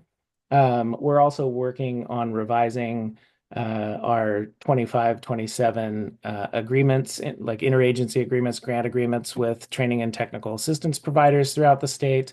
This includes altering the child care resource and referral agreements because they are our primary organization that is providing training and technical assistance to child care programs within communities. And so what we're really trying to do is refocus efforts so that they're able to put as much of their time toward more in-person engagement with early childhood programs out in communities as a part of helping to ensure that when early educators are reaching out for support, that there's more bandwidth out there than less, and it's not all relying on this new part of the system, which is the mental health consultation, but a collaboration between local partners and communities. And so we've strengthened also the contract agreements for the organizations that support those training and technical assistance entities. So Oregon State University's Early Learning System Initiative, Western Oregon University, the Teaching Research Institute, those organizations will be supporting our local work so that we're all aligned and moving towards Every Child Belongs priorities. And so DELC has been working very closely with the Oregon Infant Mental Health Association. And again, they are funded as our central entity to support the work of the 16 regional service providers that DELC has funded that will provide infant and early childhood mental health consultation. The regional service providers are all engaged in planning activities, but many of them are now moving into implementation and receiving their implementation grants. We'll have 5 regions set as early adopters of the doing the infant and early childhood mental health consultation work. And a majority of those 5 will also be piloting the Every Child Belongs Connect, which is the new term that we use for the warm line, which is, you'll hear us say ECB Connect. This is the process where people will be able to submit an online request to, the early educators will submit an online request for support and when they're experiencing a challenging behavior.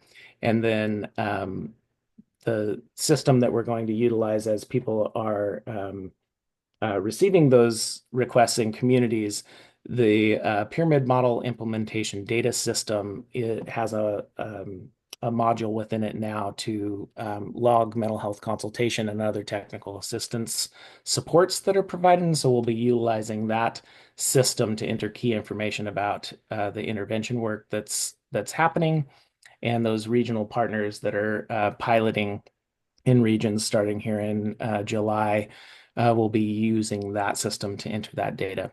And so to conclude my portion of the presentation, we have made significant progress in building this array of supports.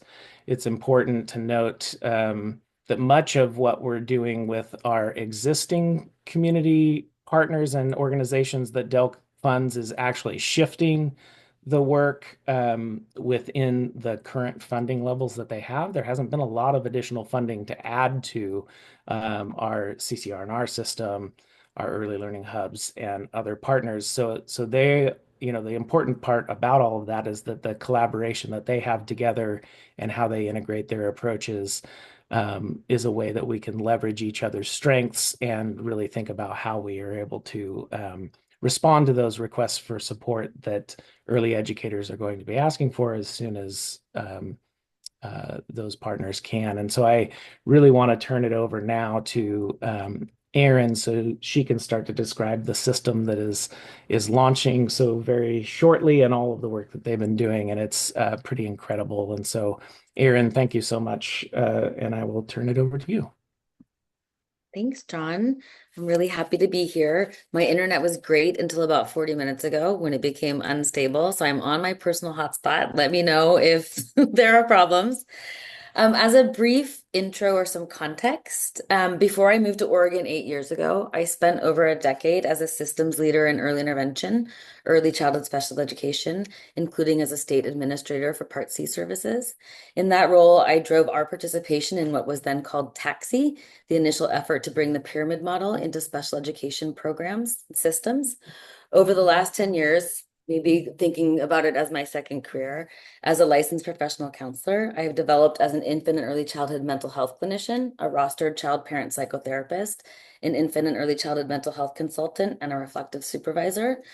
All that to say, I'm really passionate about both the pyramid model and mental health consultation and believe they can be incredibly effective when they're implemented together.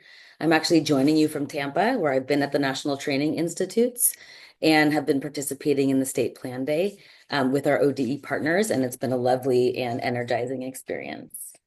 ARIMHA is a statewide network of parents and professionals committed to supporting the emotional health and well-being of all of Oregon's infants, toddlers, and families in safe and thriving communities. We do this by promoting infant and early childhood mental health skills and competencies through training, endorsement, and reflective supervision, among other things. Thank you, Carrie, for defining infant and early childhood mental health. So I will skip that section of this of this part of my presentation. But I do want to add that despite trending conversations about people's emotional well-being, the mental health of our youngest community members is often ignored or misunderstood. From infancy through the preschool years, each experience, good or bad, shapes a child's foundation for future wellness. All of the adults in young children's lives deserve support to build a strong foundation and to repair the foundation when an experience has interrupted typical social and emotional development or caused harm. I added some notes here because of the previous conversation, and I did just want to let people know that in 2024, ARIMHA developed a roadmap that outlines our board's priorities, and those priorities do include workforce development and the well-being of the workforce. So we have just recently surveyed our membership around burnout and secondary stress, which we think is, again, as everybody here has said, fundamental to the well-being of the kids in care. We are, in the next 8 months, offering the DC-05 training for clinicians to, again, increase capacity for diagnostics of young kids. The intent is in year 2 to provide a training of trainers in Oregon so that we will have 15 clinicians who are equipped to train other clinicians across the state around diagnostic capacity. I think what was said before, we lost a ton of our capacity over the pandemic to appropriately diagnose and then intervene with young kids. So that's something that ARIMHA is really acutely focused on supporting in our community mental health system. But that's not necessarily why I'm here. I'm here really to talk more about Every Child Belongs and its implementation. So ARIMHA was selected as the central entity for Every Child Belongs in order to support the elimination of the use of exclusionary practices of suspension and expulsion. This important effort allows us to focus on a variety of strategies to that end, including supporting an advisory committee to bring in community and provider voice, as well as assisting in the design of an integrated referral request system, ECB Connect, and the design, implementation of scale-up of Oregon's model of infant and early childhood mental health consultation. The referral system, or ECB Connects, is critical to ensuring that requests for support get routed to the appropriate support services. As John mentioned, not all requests for support will result in infant and early childhood mental health consultation. Many requests might be better served through existing systems, such as the CCR&Rs and projects like pyramid supports or other assistance that is unique to a specific region. So I think, Subin, your comment about like how we regionalize things, I think really struck for me. So relying on that local expertise and capacity and making sure we're aware of that and making referrals to those specialized groups in communities. The addition of infant and early childhood mental health consultation into the service array is a critical next step in supporting our youngest community members. Regardless, working in solidarity with communities and early childhood systems to ensure that what is being created represents best practices and is responsive to and reflects the needs and wants of the families and communities we are working with is a critical element of the work we're trying to do. ARIMA has been under contract for just about 12 months. So I just had a 1-year birthday with the ECB project and has brought in a team with expertise across community listening and facilitation, implementation science, as well as combined 50+ years of infant and early childhood mental health consultation experience. More recently, in the last 3 months, ARIMA's contract was amended to develop evaluation procedures for the referral process, as well as mental health consultation, implementation, and delivery. So you will hear a lot more about that soon. Currently, ARIMA is on track to deliver workflows developed regionally for each of the service regions, which will demonstrate the process for responding to requests for support, ECB Connect. Each region's plan will be unique, anticipating what will work for them based on their resources and capacity. These are anticipated by June.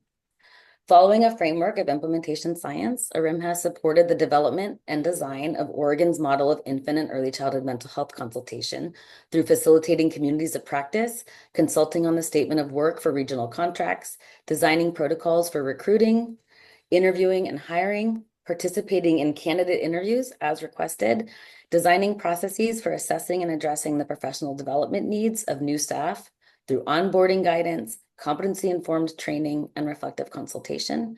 ARIMA will move into plan, do, study, act cycles and quality improvement as these initial activities are launched to ensure high-quality process and programming continues. We are currently completing our evaluation process recommendations, including data collection and process indicators, which will ensure that DELC is achieving the goals of the legislation and ARIMA is properly poised to provide supports and emphasize services of high quality. To date, we have assisted 12 contractors to move from exploration through installation and into initial implementation of infant and early childhood mental health consultation. Early adopters will begin services in July 2025. Additionally, 3 contractors who recently signed contracts are moving from exploration into installation. Somehow I got to 15, John. I missed one of them. I'll have to go back and figure out which one it was. We've hosted 12 communities of practices in the last year and support agency hiring by drafting interview questions and sitting in on interviews as requested, as I mentioned. To date, 4 agencies have hired consultants and the 5th is in the process of hiring. ARIMA's team has an onboarding manual drafted to ensure these consultants have a roadmap as they gain skills and competencies related to infant and early childhood mental health consultation. I will say, you know, that old adage of building the plane while we fly it. There's a lot going on and the 12 months have been really busy. We are connecting to other childcare and other systems. ARIMA supports an advisory board, which has broad representation across sectors and other invested partners to gather information and provide critical feedback as the system is designed, created, and implemented. ARIMA's team has also been attuned to the needs of children, families, providers, and agencies to ensure this work is grounded in community feedback and equitable practices, especially in the current design of the referral network process, which really emphasizes that local capacity and preferred processes. ARIMA is working across systems to be inclusive of partners within and outside of DELC. For example, I sit on the state leadership team, as does John and other members of his team, for the implementation of the pyramid model and the indicators of high quality inclusion, 2 frameworks that are closely tied in the purpose of the ECB effort. The ARIMA team has begun to meet monthly with ELSI, the entity supporting the implementation of these 2 frameworks, to align our efforts. I participate in quarterly alignment meetings with the early intervention, early childhood special education team members on the topic of infant mental health, and ARIMHA is in the preliminary stages and thought partnering on how we can infuse more infant and early childhood mental health supports into early intervention and how early intervention and early childhood special education might participate in the ECB project. I also have the pleasure of getting to meet with Amy Chandler on a quarterly basis and also thinking about our community mental health system, really understanding that this kind of consultation is likely to drive more referrals for dyadic supports, and we need that system to be prepared, and we need more clinicians who are effectively prepared to work with birth to 5-year-olds and their families. We're also working with OHA on strategies that will increase the number of clinicians across our community mental health system to receive an increase of these anticipated referrals and to incentivize those clinicians to stay within this specialty, which can be emotionally trying and difficult to process for clinicians. So I was specifically asked about system alignment recommendations. I've done a lot of thinking about that, and so that's what I'm going to talk with you here. So one recommendation around system alignment is to strengthen statewide communication and outreach policies. So recommend clear policy expectations for timely, cohesive communications. For example, recommending statewide guidelines and timelines for outreach, ensuring state and local partners have the information they need early and often. And I guess I should say, these are, recommendations that Gabby suggested that I could make for the council, some things that you might be able to support. Clarify and formalize ECB Connect guidance. So guidance directing participation of various DELC programs and systems, such as Part C and 619, regarding expectations for their participation in the ECB work. Providing policy directive for expanded public awareness. So a recommendation around policy level priorities for public outreach, urging a budget for statewide awareness campaign, and one that capitalizes on regional readiness and ensures consistency between ECB, OECI, and other efforts. Emphasizing workforce development and equity provisions. So promoting policies that encourage a diverse infant and early childhood mental health workforce pipeline with ECB as well as community mental health systems. For example, partnering with licensing boards to recognize infant and early childhood mental health consultation hours toward licensure. So that is a barrier that has just shown up, that we are prepared to hire license eligible providers, and they were told by the social work board that this work would not count toward licensure. So things like that are an incredible barrier to getting highly qualified people into this workforce and getting young career professionals interested in this specialty. Ensure funding mechanism like wage supports or differential reimbursement for clinicians or other providers who have gotten particular skills and competencies around birth to 5, making sure those are in place to cultivate and retain infant and early childhood mental health professionals across our systems.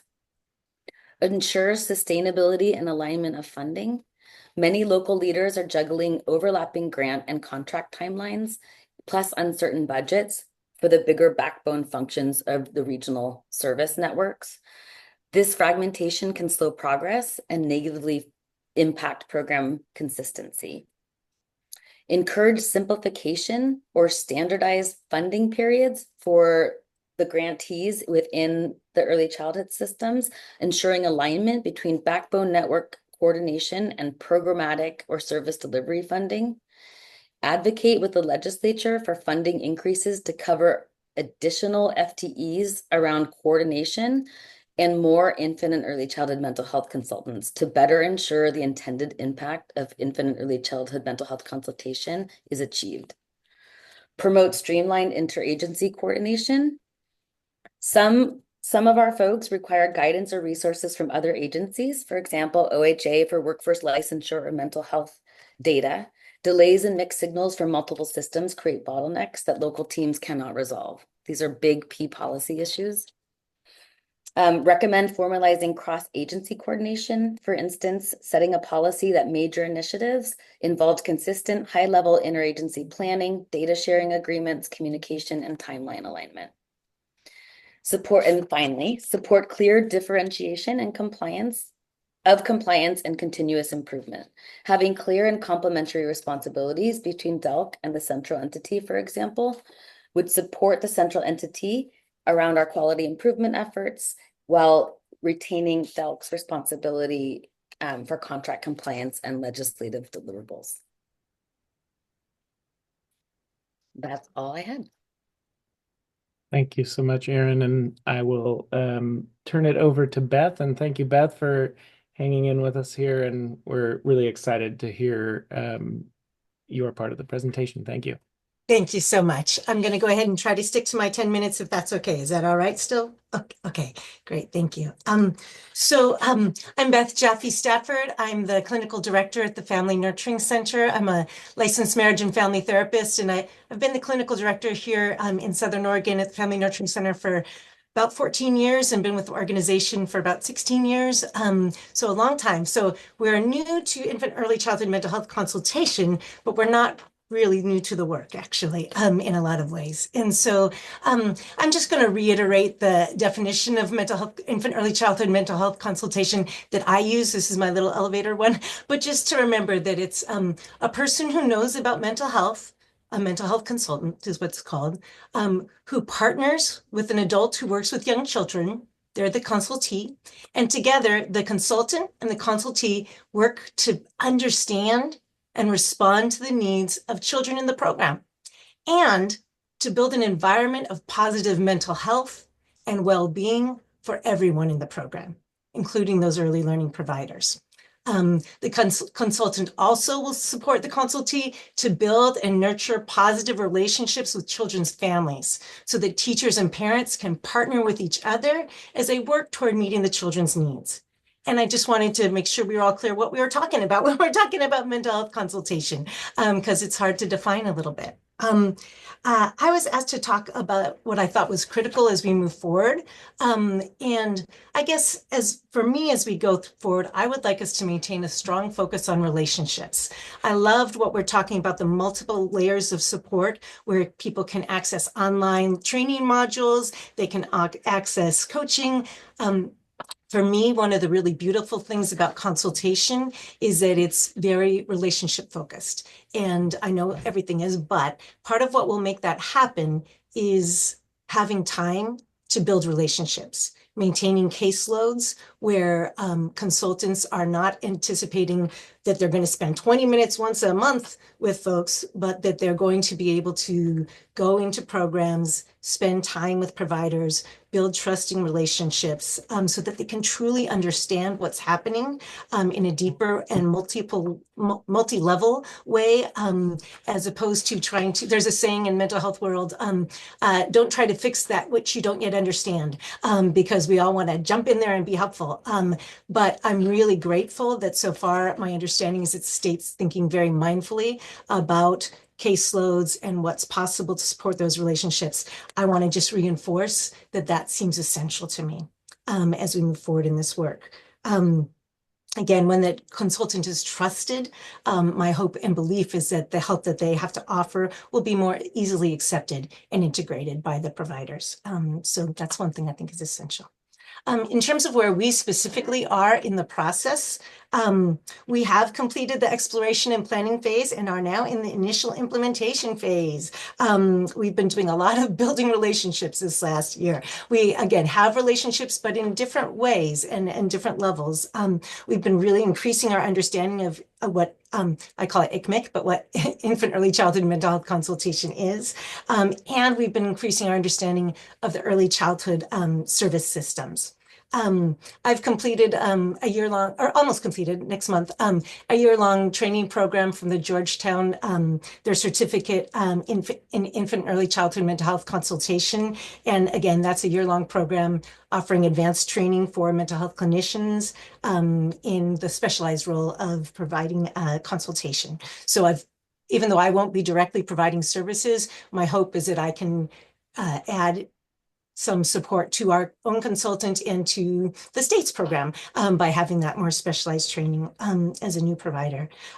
We've also just hired our consultant. We're very excited about that. She started Monday. So that's really, really excited. Just to note, she is kind of a, I think, ideal candidate in many ways. She has a master's degree in psychology, experience as a provider and supervisor in Head Start's Family Advocate Program, experience providing support and a provider and a supervisor in psychiatric day treatment programs for children ages 3 to 12. Interestingly, given what Erin was saying about the lack of ability to count those hours towards supervision, the consultation hours, I'm very happy to say that she's received her master's degree long ago. And while she's not licensed, she's not actually working toward licensure. So that will not be a barrier for us because I'm disappointed to hear that information that Erin just shared. But anyway, we are very excited about that. One question people asked me to address was our early evidence of impact, and that's sort of funny because we haven't fully started yet, except I just wanted to note that I did a survey of early learning providers about their interest in supports of this sort, and 100% of the providers who completed the survey said that they would like more support to understand and support children with significant social emotional needs and challenging behaviors. And so we know that there is a need. I also would like to say that center directors in our valley, in our region, are regularly reaching out to me for help and have been for a long time. We just haven't had a system put in place to offer that support. But folks really want help. The next question I was asked to address was, how are we working with the childcare workforce or making connections with other service systems? And I will just say, boy, it's been a busy year in that way. So I'll give a little rundown, but I'll try not to take too much time. I presented at 2 summits hosted by Southern Oregon Success, Southern Oregon Early Learning Services, and the Child Care Resource Network. At those summits, I introduced the concept of consultation. I created a survey for early learning providers, asking about their needs for support. It was offered in both Spanish and English, and respondents included providers working in certified childcare centers, providers working in Head Start, providers working in preschool promise programs, providers working in relief nurseries, and providers working in registered family childcare programs. And again, mostly what I got was, we want more help. They were very clear in communicating that they want to do the best work that they can, that they have access to some resources, but they would like more support. I've also provided trainings on the impact of trauma on children to preschool programs in our region. Have consulted informally and formally with early learning program directors who've reached out for support. That hasn't always been a part of my work because of my own limited capacity. But again, in trying to build these relationships where people are asking for help, asking for support, I've prioritized trying to prime the pump, I guess, with just them knowing that they can, what they can do now in terms of providing those group trainings, but also that we will be a resource to them. I also presented at the Southern Oregon Association for Educators of Young Children Winter Conference, providing training to the childcare workforce and how they can support social emotional development of children. I participate in our Pyramid Model Community Leadership Team and the Pyramid Model Trainings Work Group, also in an effort to make sure that we are integrating services, that we are not seeing them as separate or in competition in any way, but are thinking through, how can we both hold on to our own areas of expertise and integrate these services, and just so I have a better understanding of what those services are. I've been meeting monthly with the director of our Southern Oregon Early Learning Hub, the manager of our Child Care Resource Network, and the director of our Early Intervention and Early Childhood Special Education Program, specifically around how will we integrate our services, how will we integrate infant early childhood mental health consultation into the services that are already provided, how will we educate our community about these supports, how will we manage our capacity. So we've been building relationships and increasing our understanding. I've also been participating in the Rogue Valley Behavioral Health Employment and Career Opportunity Network, the behavioral health workforce. And I want to say these conversations that that we've been having about workforce are incredibly important for us to be thinking about. And I feel very lucky that we were able to hire Kelly, who's going to be a great fit for us. Finally, I've been participating with our local organization called LINK, which is the Latinx Collaborative Interagency Committee Group, attempting to build relationships with more of our Latino providers in our area. Final thing I want to say is, or not final, but we are also infant early childhood mental health providers in our region. And so just that for us, we provide parent-child interaction therapy, child-parent psychotherapy, attachment and biobehavioral catch-up, all evidence-based mental health services, dyadic mental health services for 0 to 5-year-olds. And so I feel very lucky that we are very connected to that world as well. And I think that really thinking through these workforce issues and how we can expand, I guess I'm going to just jump on and say that the reason we can't grow is because we can't afford to, that it's not sustainable for us to hire highly skilled licensed, which we have only highly skilled licensed providers who've been with us for between 10 and 8 years, I think, all providing our mental health services, but it's not, they have smaller caseloads if they're doing very trauma-specific work, in-depth work, multi-generation work, working with multiple multiple parents, and it's not sustainable for us financially. We have gotten some support, which has allowed us to maintain what we have, but we want to grow and we aren't able to. And so I would just say that is the reality of it for us, and I'd like to add that on there. One more thing I'd like to add is just that we do think about it as, again, a continuum so that we offer diapers and to parents, parent education classes, peer supports for parents who are in recovery, respite care for parents. We have therapeutic preschool classrooms on site here, and infant early childhood mental health services, and now branching into the infant early childhood mental health consultation. And I just think that that is what I hope we'll be doing across the state more and more, is integrating services so that we're able to provide support on multiple levels. And that's me. Thank you. Excellent. So Council, we have a little over 15 minutes until our agency directors will join us. So we have a few minutes for questions. Subin. Awesome presentations from everyone. I'm hearing loud and clear from every presenter that, you know, if there were resources, we could unlock things, right? We could make things happen, which is actually, I think, a great position for us to be in. Because I think if we were a year or two ago, yes, of course, we could always use more resources, but we might not have utilized it as effectively or efficiently as we could today, right? And so I just want to be mindful of that I'm going to use a weird metaphor. The way I see the last year unrolling for the Every Child Belongs, having been closely, working on the advisory committee, is it feels like bolognese sauce, where you chop the carrots and the onions and the celery and the tomatoes and you put the meat and you put it all together. And when it starts, it's all a bunch of different pieces. But the longer and longer it cooks, it becomes one thing, right? And what and I still don't think we're there yet, right? It doesn't feel that way. It still feels like I can see the celery, I can see the carrots, and I'm trying to make it just one sauce. And so I appreciate all the work that I'm hearing that's moving us towards that. So, and just that I want the vision to keep going in that direction. Aaron, I have a question directly for you.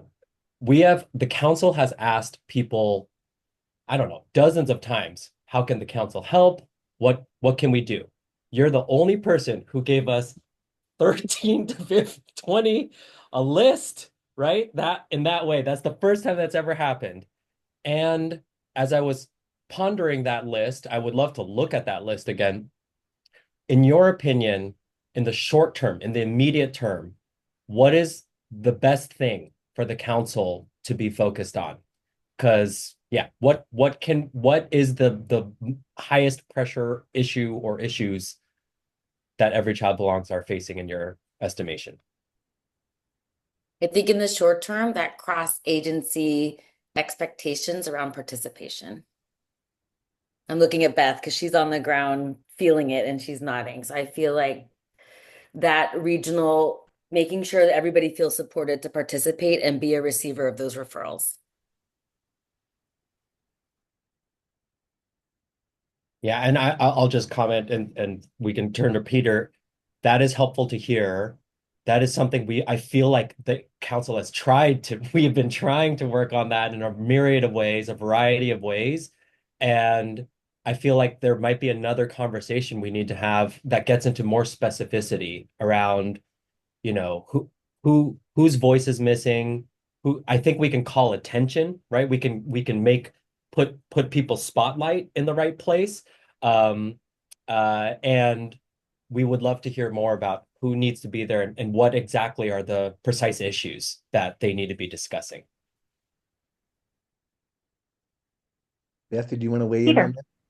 I'll just say super fast. I actually think we're at a turning point in that way. And even just at the most recent meetings, having the ARIMHA and the DELC people and the CCRN people at the same meetings and listening to each other, not all talking at one time, because that gets overwhelming, but listening to what each other is hearing helps us to feel like we're being held and it's not one person and another person coming from different directions. So I would say we're at a positive turning point in that direction from my perspective as a regional service provider. So I just want to say that. Fantastic. Well, Beth, first I want to thank you for everything you do and everything the Family Nurturing Center does. Such a fantastic gift to our region. And I wanted to ask John, I guess, on the ECB Connect, is there a way for us to collect data on outcomes? If a child is referred to Beth, for instance, or if a child's referred to child care resource referral coach, is there a way for us to track the outcomes, what happens with that child or with that provider? Yeah, thanks for that question, Peter. And that is where I can clear my throat. The PIDS, Pyramid Model Implementation Data System, is going to be the place where we're trying to collect most of the information that relates to what happened out in the connection between the early educator and the consultant, and how long was the duration of the work together. And in the end, if we don't have all the data elements in that, we'll be building a way to collect those other pieces, like. But that system does have things like, is the child, still in the program? How are we doing ongoing? And so, yes, the whole body of work that Erin's team is doing around developing the evaluative components will help us realize this is everything that we can collect in PIDS, but these are some best practice things that we have to do right from the start. How are we going to collect them in order to understand the outcome of it? And then here's the trajectory of, there's additional things we want to collect long-term and we don't have a place for it. How do we make decisions on making sure that happens? So that's all part of the work right now to make sure that we're able to show the evidence of how it's working and what's happening for the children and the families. Yeah, I think it's going to be vital for us to be able to make the case going Absolutely. forward. Robin. Thank you to everybody in their presentations. I think that your recommendations, Erin, address and then follow up with Beth's comments. What I was reading in the hub meeting notes that were submitted to the materials. So I had planned on asking about that, but I think it was addressed. The only thing that I would just say again, because sometimes hearing it more than once is good, but not in addition to the better coordination between state agencies and regional partners, it also said many regions reported gaps in behavioral health services. So tying in our first panel with this panel and really seeing the full picture. And I love your comparison, Subin, because even 6 months ago having this conversation, we were like, this is here and this is here and this is here. But you're right, like maybe it's all in the same pot now and it's starting to connect even more and become one system that works on behalf of families and the efficiency. There was a mention of funding and increased resources are needed. But I was curious about, so I'm thinking in particular in rural areas that have large geographic regions, and maybe they have FTE for one FTE to cover 3 counties, say. You can imagine I'm thinking of South Central. What is there a future plan where as this phases up, we're hoping for more funding that will cover more positions, or is there a like 3 to 5 year plan in increasing funding, or is it just we have to wait and see what this legislative session looks like and all of the things, like typically what we would be doing, or is there any other insight into the plan for funding?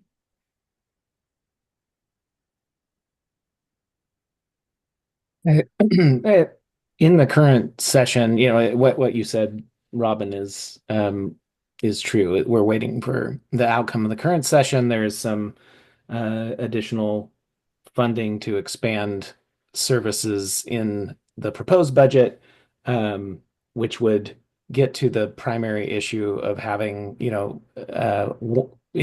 I think it's 11 or 12 regions that only are getting 1 FTE at the beginning of this development of the infant and early childhood mental health consultation. And the request from communities is really to ensure that we have at least 2 FTE in every community or in every region, because, if you do have someone that does turn over, you're not losing the entire program all in one person. And so I think that, our goal is to start with that piece of the expansion, but we know that this, our interest is to continue to think about how we expand. And that's not just in the mental health consultation, but how do we expand the other parts of the training and technical assistance system, because we're working on an underfunded system wholly. It's throughout this continuum, we really don't have all the resources we need in any of the areas. And so our plan is to think about investing in, is to continue to ask and find ways to invest in those other pieces of the system. But we are waiting till the end of this legislative session to see how it all plays out and continue from there. That's really helpful. And just to continue to expand on that, one of the things that was mentioned, I don't remember who said it, but talking about integrating this work with other positions that are funded. And I can imagine there's lots of overlap with quality improvement specialists and infant toddler specialists and other folks in the community, early intervention, early childhood special ed, who are in settings like that. There's these really great Venn diagrams, flower diagrams of interrelated functions, skills, and knowledge, I think, of the settings, the child development, the adult development, and interaction and early relational health. And I wonder if there would be a benefit in the future of like showcasing some of those blended and braided positions, because everyone's trying to figure that out locally. And I wonder if some good examples would help people be creative locally. It looks like Beth might have something to say about that. Beth, do you want to jump in? I mostly just want to reinforce what you're saying, that I actually think that's very needed. I think for all of us to understand, even as in our initial presentation around occupational therapy and the different ways, I think understanding the ways that we are very similar, the ways that we are somewhat different. I think that, to be honest, making sure that we're not denigrating each other's roles, that we're understanding the beauty and the benefit of each other's roles and how they can go together. But I think that that is actually a really important part of this, so that we're not either duplicating needlessly or figuring somebody else has got that covered. And so I want to highlight that. Thank you so much. Yeah, it was like a high five hand up. I like that, Beth. And when we at Ford Family Foundation, we have supported early childhood mental health. And that was one of the things that we really learned early on was clarity of role, especially when you have new people coming into a position that maybe are trying to figure out what does it mean to be this, and they haven't had that position maybe in the community. And so people start figuring out what the bounds of the role is. And so any clarity around that has always been helpful. So I bet you're going to have lots of things to share with this group as you continue on this path. I really appreciate you being here. And another last thing is we've talked about workforce before, the different places in the state that we have different organizations supporting parts of the workforce. And I think, John, you listed some of them earlier, or like LC, and we've got CCRN, we have Western and Portland State with the Center for Career Development and the pyramid model over at OSU. So when we describe the diversity of programming and the different expertise helping, it really what I see is like this rich resources in expertise, perspectives, and different kind of agency input and opportunities for a really lovely collaborative, maybe more so than other states. I'm not sure, you all might know other states better, but I think, man, that's a really great input and resources. But all of them, and then when you put that next to the lack of resources that you were describing, I was thinking how much more efficient we have to be when we have a lack of resources and when we have so many great partners at the table. How that's back to that roles, right? How we are not duplicating, how we're supporting, and it's not to suggest that that isn't happening, but I wonder if in a future ELC program agenda, we could look at that together and just see the richness of the early childhood workforce development offerings and support alongside some of the workforce surveys that have been done to, it would just be kind of interesting to see what our assets and gaps might be and look for efficiencies. Anyway, thank you. Great, we have just a few more minutes. Beth, did you want to May I say one more thing? The other thing I hear from providers is that they don't have time to do trainings. That providers are in the classroom all day and they're not all paid extra for, even with the preschool promise programs and the high level of hours that they're required to provide of direct service to families, or to children. That's what we want. But that is very difficult sometimes to schedule even trainings or for them to participate. So thinking about how the workforce can be supported in that way, or programs can be supported in that way, is essential.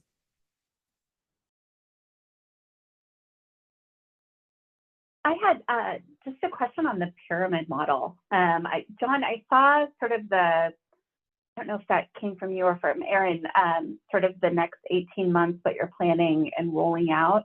But I was curious if there's been thought given to, we have early educators right now that are sitting in universities and things like that.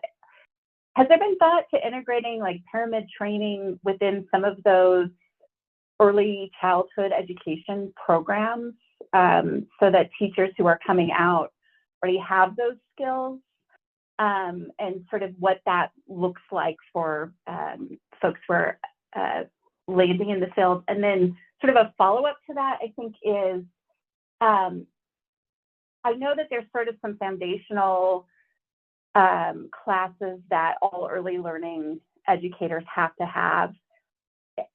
Are we anticipating at some point that at least some section of the pyramid model is going to be sort of required for all early learning providers, and what might that look like? I'm happy to jump in. I know that it is integrated in a variety of different programs. The University of Oregon's early intervention program has it embedded in their methods courses. The Pyramid Consortium itself has developed syllabi that they provide to higher education programs to integrate into their curriculum. I think I would also say, for me, the pyramid model is best practices in early childhood education. And so I think in that sense, it is integrated into any curriculum if somebody has a degree. I think the challenge is the workforce often isn't degreed. And so how do we get that important material to them in other pathways as well, because most of that workforce isn't necessarily at the associate's or bachelor's level. But those materials are available for higher ed. And thanks for answering the first part of the question, Erin, and Liz, to the second part of your question around foundational requirements for training. we've been exploring what that might be. I mean, we do believe the pyramid model is foundational and should be one of those things. Right now, what we want to do is offer many of those opportunities across several different types of professional development topic areas and get them out there as widely as possible in as many languages as possible. And I think then that's when we can say this is the one that's going to be required because we have it in all languages, and we can pursue that through a licensing change or a requirement in that way. But we want to first make it available as a resource, make sure that providers know it's out there for them, that it's available in different formats, asynchronous versus things that are happening in person, or things that can be delivered in a coaching relationship, because we also want to be able to start to credit coaching hours so that they can get some of that PD in action, as opposed to what Beth was describing, which is they don't have time to do it. So I'll pause there, but thank you for bringing that up, Liz. Quick comment is that something I appreciate about today's conversation around Every Child Belongs is that it hasn't been centered around the ban, right? What we have been talking about are the supports and creating the system, and we're having a productive conversation around where the issues are and what needs to be resolved. And I feel like, again, it's just showing that we're in a different place. So it's a comment of kudos, saying that this has been a huge amount of work to get us even to this place, and we still have so much more to do, but keep going, go forth. Yeah. Agreed. I feel a lot better about from where we started in these conversations and the supports that our early learning workforce is going to have to where we are now. I feel a lot more at ease. So, okay, we are going to transition. Our agency directors are signing on, and I just want to double check and see. It looks like, why don't we, I think we're still waiting for Dr. Williams to join us. So why don't we jump in and actually start with Chelsea Bunch, who's here on behalf of Director Bell for housing. Chelsea, are you here? I am here. Can you all hear me okay? Oh, good. It's good to see you all. Happy Wednesday. Had to think about that. Good morning, Chair Miller. Is Chair Miller on? I feel like I haven't seen her. Oh, she's not. Okay. Well, hello, council members. It's great to see you. My name is Chelsea Bunch. I use she, her, hers pronouns. I work with Oregon Housing and Community Services as the Director of Equity, Diversity, and Inclusion. Also serve as a consultant, not a consultant, but an advisor in some ways to our director, Andrea Bell, who could not be here with us today. So you have me instead of her today. And it sounds like we are talking about co-locating behavioral health services. What are some of the challenges, some of the progress, and some of the successes? I may not be able to get too far into the weeds, and certainly welcome the opportunity if you all are interested in hearing a little bit more about some of our permanent supportive housing work. We have some brilliant staff who lead and guide that work. But what I do want to share when we think about co-locating behavioral health services, for us, one of the prime ways that we support that style of co-location is through our permanent supportive housing work. I know Director Bell has talked with you all in previous meetings about what that work entails. But just as a quick reminder, permanent supportive housing is a very specific housing model that centers housing first, right? So not waiting for people to move through behavioral health services before they can obtain housing, but getting people housed as quickly as possible. And then co-locating anything from behavioral health services, mental health services on site in real time, particularly for folks who are exiting experience with homelessness, folks who might be exiting like the carceral systems. And so this is one really focused body of work that we have held in our portfolio of work for many years. We continue to see a huge need for permanent supportive housing services. So just a kind of a quick level set there. One of the other things that's important about our permanent supportive housing work, we offer resources for the literal sticks and bricks development. There's also some services dollars and some operational dollars that get woven into that because when you think about PSH units, it's one thing to build the property, but the real work happens in the ongoing operations of that building and the ongoing relationships that we're able to build with service providers. So that's I think that's just an important piece of the context. I think another thing that I just want to make sure that you all have the context around is that we both offer the resources for the sticks and bricks development, but we also have a requirement for developers and partners who are interested in building these sorts of buildings and projects to participate in our Permanent Supportive Housing Institute. And I'll just say the Institute is really, really important because it provides the opportunity for collaboration with other potential developers and sponsors who are also interested in building units. So it's an opportunity to learn. We also have some mandatory training that's required for our partners who are doing these types of projects. And that includes particularly trauma-informed training. So how are we building buildings? The physical space that is trauma-informed. So are the buildings that we're creating and that we're funding, do they have green spaces? Are we mindful of the sensory needs that folks might have who are living in the buildings?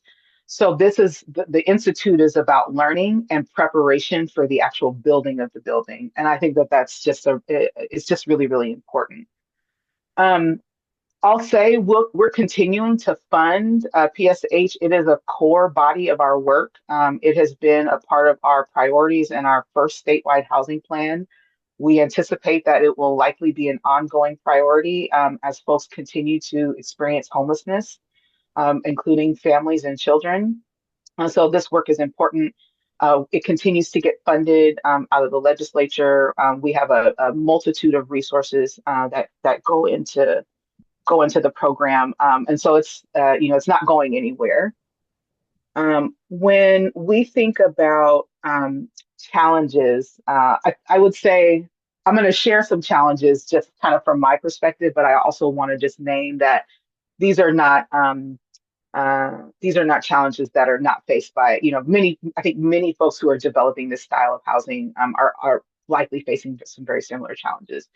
But we deal with everything from how do we maintain the services in said building. So again, I mentioned it's one thing to build the building. It's another thing to have ongoing operations, to be able to maintain the relationships between service providers and property managers. And maybe just a quick side caveat, particularly for property managers. And what I didn't mention earlier is that also connected to our PSH work is what we call a risk mitigation pool. And so what that is it's an additional pot of resources for folks who are owning and operating the buildings in case there are things like insurance claims, damages, that there's a pool of resource available to meet those gaps in the event that those types of things happen. And that's been, I think, really, really important to mitigate some of the challenges that I think sometimes we see. Folks are oftentimes navigating active addiction. And so, we need to be mindful, I think, in the way that we build buildings. We need to be mindful of how people are kind of moving through trauma, right? And so there's all sorts of things that come up with that. And I think the risk mitigation pool is really important for us to be able to maintain those relationships, particularly with property managers. I would also say that, it really comes down to like availability, right? There are a number of folks in our state who are experiencing homelessness, who are experiencing crisis, who are experiencing trauma. We certainly do not have enough units as it stands to be able to serve all of those folks. So it oftentimes feels like we're constantly just trying to catch up. That is a real challenge. That is a real challenge that's not just specific to permanent supportive housing, but I think is kind of par for the course in general. And yet we continue to push forward. So I think supply is always an issue. And then I think I mentioned it before, but maintaining the relationship between property managers is really, really important because these are the folks that are kind of managing these buildings day to day. So maintaining those strong relationships, I think are just always really, really important. That's just kind of a broad overview of permanent supportive housing. Again, like that's one of the main places where we see that co-located work between behavioral health and our housing work. That was like super quick. I know we don't have a whole lot of time, but certainly am down for questions if you all have them. And if you all are interested in more in-depth information, we certainly can have some of our other staff who are directly touching that program come in and share kind of successes and challenges. Thanks, Chelsea. Any questions for Chelsea, council members? Peter. I always have questions. Chelsea, thank you so much. And you might not have this data available, but do you have the rough number of what you believe the increase is going to be in permanent supportive housing over the next 2 years?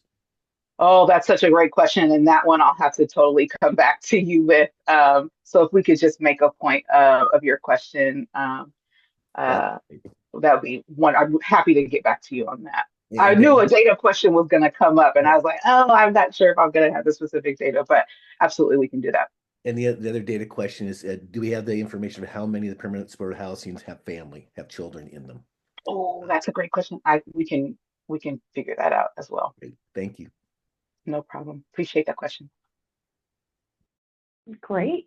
Okay, Dr. Williams is here now, so we will turn it over to you, Dr. Williams. I think you're talking about providing Part B and or Part C services for children, some of the successes and challenges that you're having in serving those clients. So welcome. It's nice to see you. Good morning, everyone, and I apologize in advance. My allergies have been on 10 today, so thank you for your grace.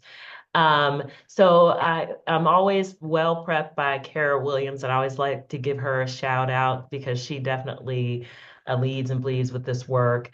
Oregon's Early Intervention and Early Childhood Special Education Program is administered by ODE, as you know, and implemented through 9 regional programs that operate as state and federally funded grantees. The programs deliver free, individualized services to over 14,000 children from birth to 5 who experience disabilities or developmental delays. These services are designed to meet the unique developmental, educational, and social emotional needs of each child and their family. So our model is distinctive in its seamless integration of early intervention birth to 3 and early childhood special education ages 3 to 5. And we're among a small number of states federally approved to use a single service planning tool, the Individualized Family Service Plan, across both programs. This approach reduces transitions and creates a more streamlined, family-centered experience. In addition, ODE has established state-level rules and infrastructure to support effective transitions as children move into kindergarten to promote consistency and continuity across early childhood systems. In alignment with Raise Up Oregon, the EI-ECSE system is a contributor to the Raise Up Oregon framework. EI-ECSE efforts align directly with the plan's goals to expand access to inclusive environments, support children with disabilities and developmental delays, and to improve transitions between our programs and into kindergarten and strengthen family-centered practices. Lots of cross-agency collaboration. We partner across agencies because it's foundational to our work. As you know, the Department of Early Learning and Care is a particularly vital partnership, as many children receiving EI-ECSE services are enrolled in early learning settings such as Head Start, Preschool Promise, and licensed childcare. We have ongoing collaboration between ODE and DELC, and it's essential to creating inclusive early learning environments to support our students with disabilities and developmental delays. Our state interagency coordinating council is another key structure supporting this work. It's a required under Part C of the Individuals with Disabilities Act.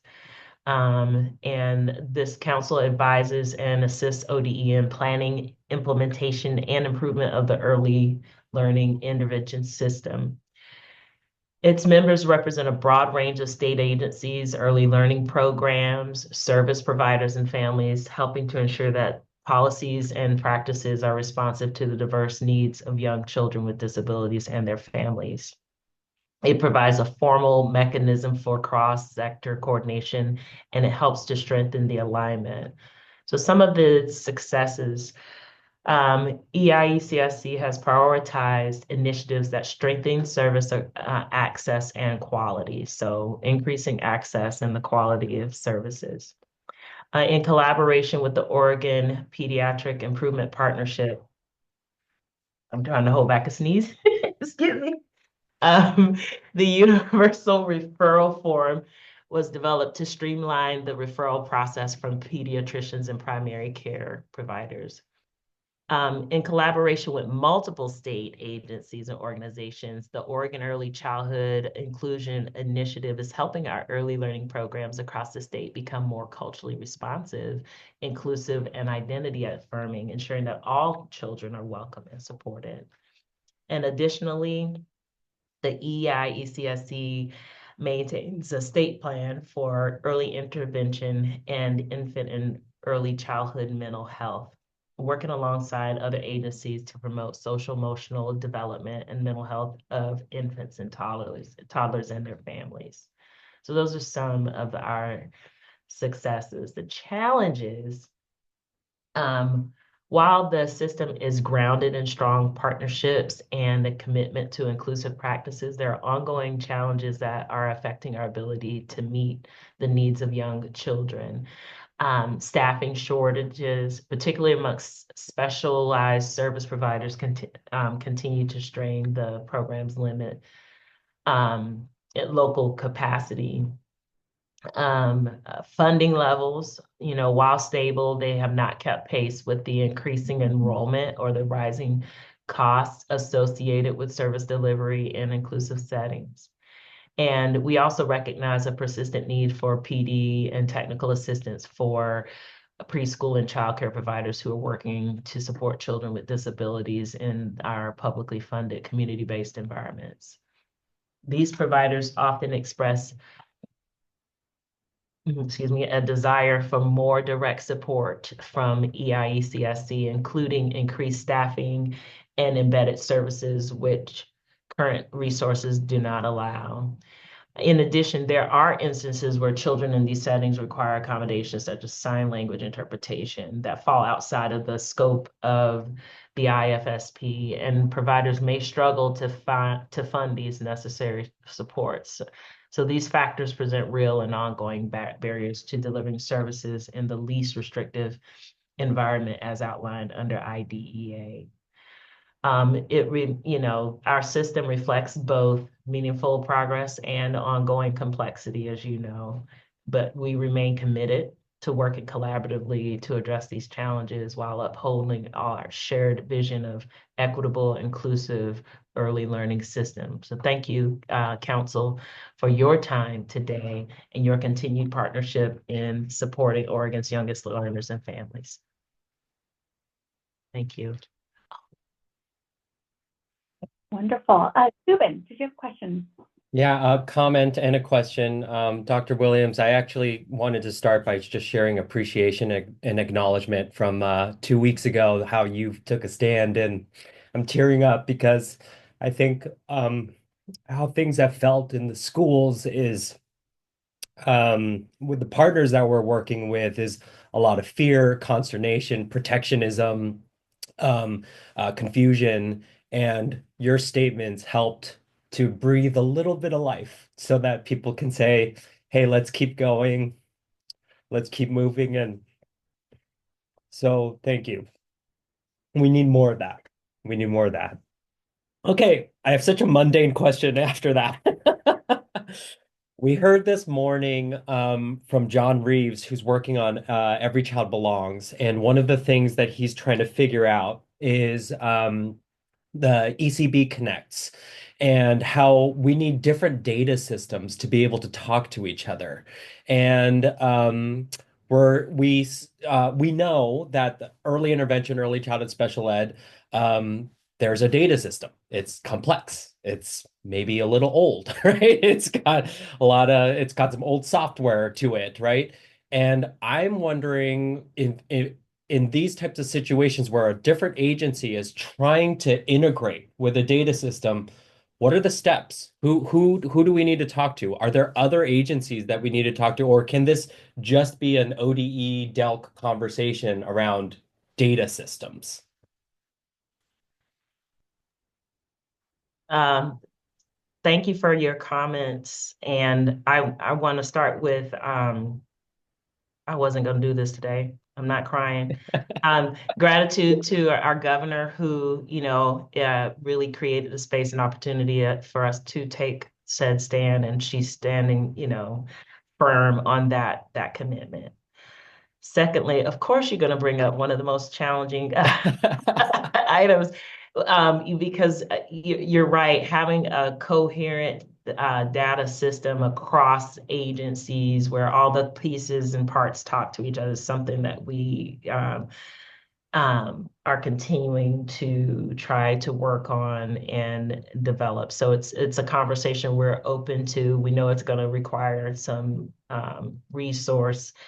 And yeah, so happy to come back and talk more about that. But we recognize the value of that.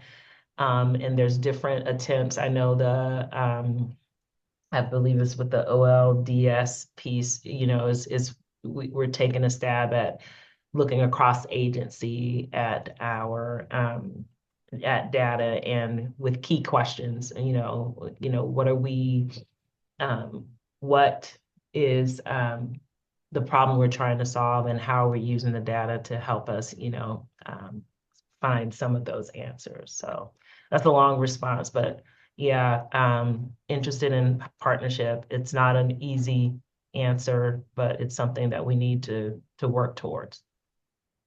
And Subin, I'll add that anytime there's a data system, IT system happening, Enterprise Information Services is involved from the statewide level. So this isn't on any one agency to navigate on their own. EIS has been involved from the get-go in helping us identify what safety parameters are there when you're collecting data, what are some of the kind of key components and how the different pieces can talk to each other. So I just wanted to offer that as well, that we're not completely alone in figuring it out. We do have some partnership to help us have some of those conversations and make those connections and create consistency where we can.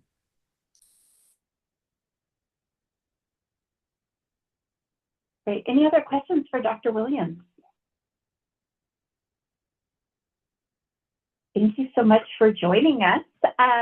Now we also have Director Cannon and his staff on to share an update on the bills related to workforce development around behavioral health. And so Dr. Cannon, whether it's you or Julia, who wants to jump in? Yeah, I'll just introduce Julia and really hand it off to her. I appreciate being a part of this council and tuning in, at least typically, to the agency director reports and hearing from my colleagues, and appreciate Julia's effort leading our agency's work to support the development of highly trained workforce and share some updates as it relates to behavioral health. So Julia, take it away. Good morning. My name is Julia Pontoni, and I'm the director of the Office of Workforce Investments at the Higher Education Coordinating Commission, the HEC.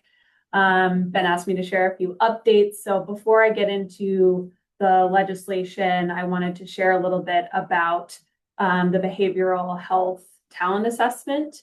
Last year, the HEC's Healthcare Industry Consortium, which was created under Future Ready Oregon, identified behavioral health workforce as a priority, and really wanted to better understand the lay of the landscape in Oregon. So they commissioned the behavioral health talent assessment working with an organization called Advocates for Human Potential, or AHP, with the intention of informing program options that prioritize critical shortage occupations and emphasize growing and diversifying the supply and distribution of behavioral health workforce. So this assessment identifies pathways for Oregonians into behavioral health careers and also evaluates the barriers that folks face in recruiting, training, and retaining a diverse behavioral health workforce. The assessment was also intended to project future workforce demand, as well as demand for education and training programs across Oregon, and also to characterize the current behavioral health talent pipeline, disaggregating it by race, ethnicity, gender, age, geography, educational attainment, and employment. The assessment includes a comprehensive overview of the skills landscape within Oregon's behavioral health industry, an illustration of the pathways through which qualified students enter and exit the behavioral health workforce, an inventory of post-secondary behavioral health education and training offerings, including workforce service providers, training organizations, community colleges, public universities, and others. And then it also provides a foundation for identifying effective programs and potential partnerships between educators, community-based organizations, and employers. The findings and recommendations include a broad training gap assessment that details what is available in Oregon, where we need to expand programs, and where current levels of programming are sufficient. And the final report included a corresponding career pathways map. Both of these are available on the HEC's website, and I can also put the links to those in the chat. As a next step, the Healthcare Industry Consortium will be convening a behavioral health workforce work group to prepare an action plan to advance the recommendations. Relatedly, the HEC has been working closely with Oregon Health Authority and the governor's office to inform the governor's behavioral health initiative investment introduced through Senate Bill 142.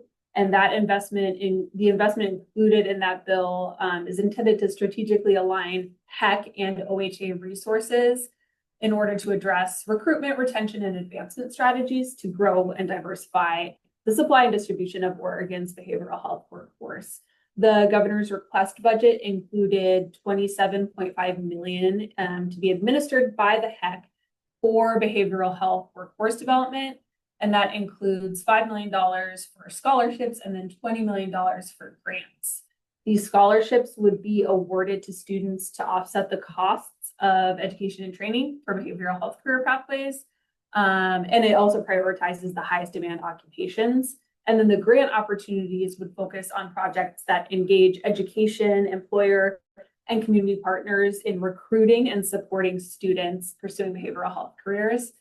Education training providers and workforce service providers would be eligible applicants, and then funding would be used for program expansion to offset the cost of tuition or to provide wraparound supports for students. I also just wanted to mention a couple of things that my office is looking at.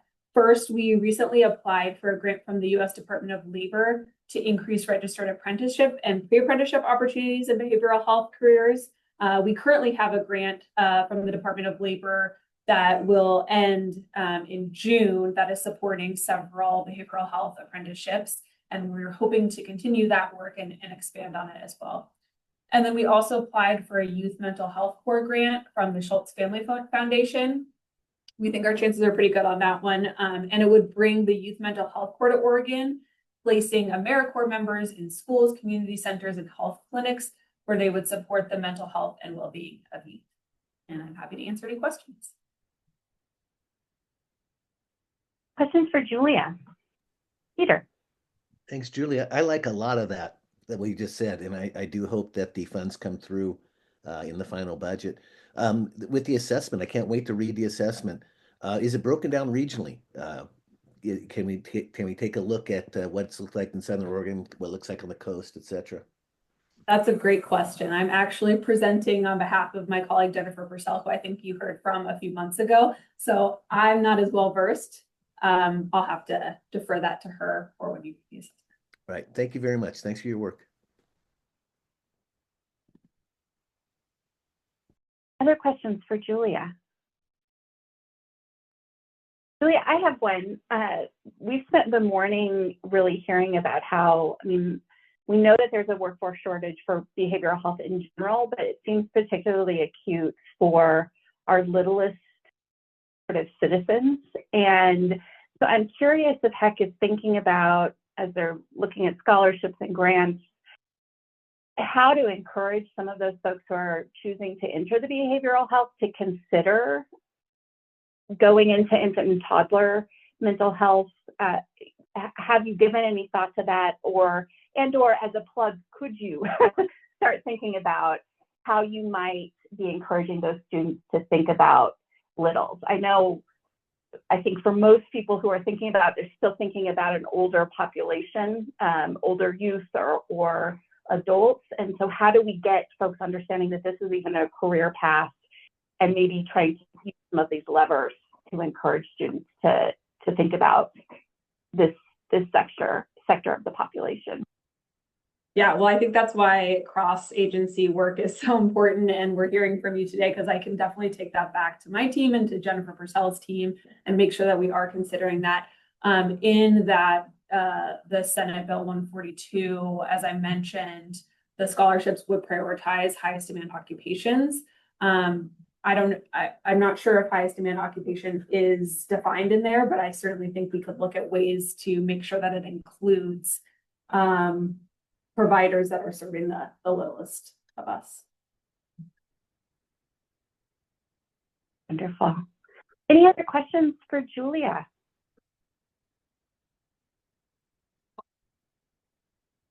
Thank you all so much for being here. It's always great to see you guys. And I think, Council, we're a few minutes early, but we can go ahead and break for lunch, and then we will be back at 12:30 sharp. We'll start with public comments and then get an update from Director Chatterjee, and then move into rulemaking. So see you at 12:30.